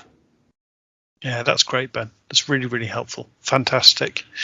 Yeah, that makes a lot of sense. So we accidentally skipped over our new section, our Pannithor Armada, but Clem, it's going to have to wait for next month now, buddy, so we'll definitely have something to say next month. Yeah, no worries. We touched very quickly about it. I just want to say again, sign up for the tournaments, even if you've played 0 or 1 game, join. I think it's important. It looks amazing. It's fun to play. It's easy to learn. And the more people join, the more support this thing will get in the future. So it's built your enthusiasm for Armada, hasn't it, Clem? I can tell. Yeah. For me, it's a good way to enjoy tabletop games. Also, like this, to play online with different people or like friends that live far away. And it kind of makes the game easier to play as well. Because, in Armada, there are kind of a lot of things to track, potentially a lot of tokens. And, it kind of works, but it also got a bit messy, like when I played it in real life. Whereas on Warhol, you have 57 wounds on this thing. Yeah, it's just a number on the screen. Or hey, you've shot the front and left on that ship, but on this other ship you front the right. Yeah, it's already there. Like it's a token that moves automatically and it's attached to the ship, and you can reset it very easily and so on. And so tracking the game state is a lot easier. And so the game is, for me, so far more pleasant to play on this platform than in real life. That sounds great, buddy. So anyway, we'll talk more about it in the next episode. Yeah, definitely. I don't know what we were thinking we had time for the topic of the month.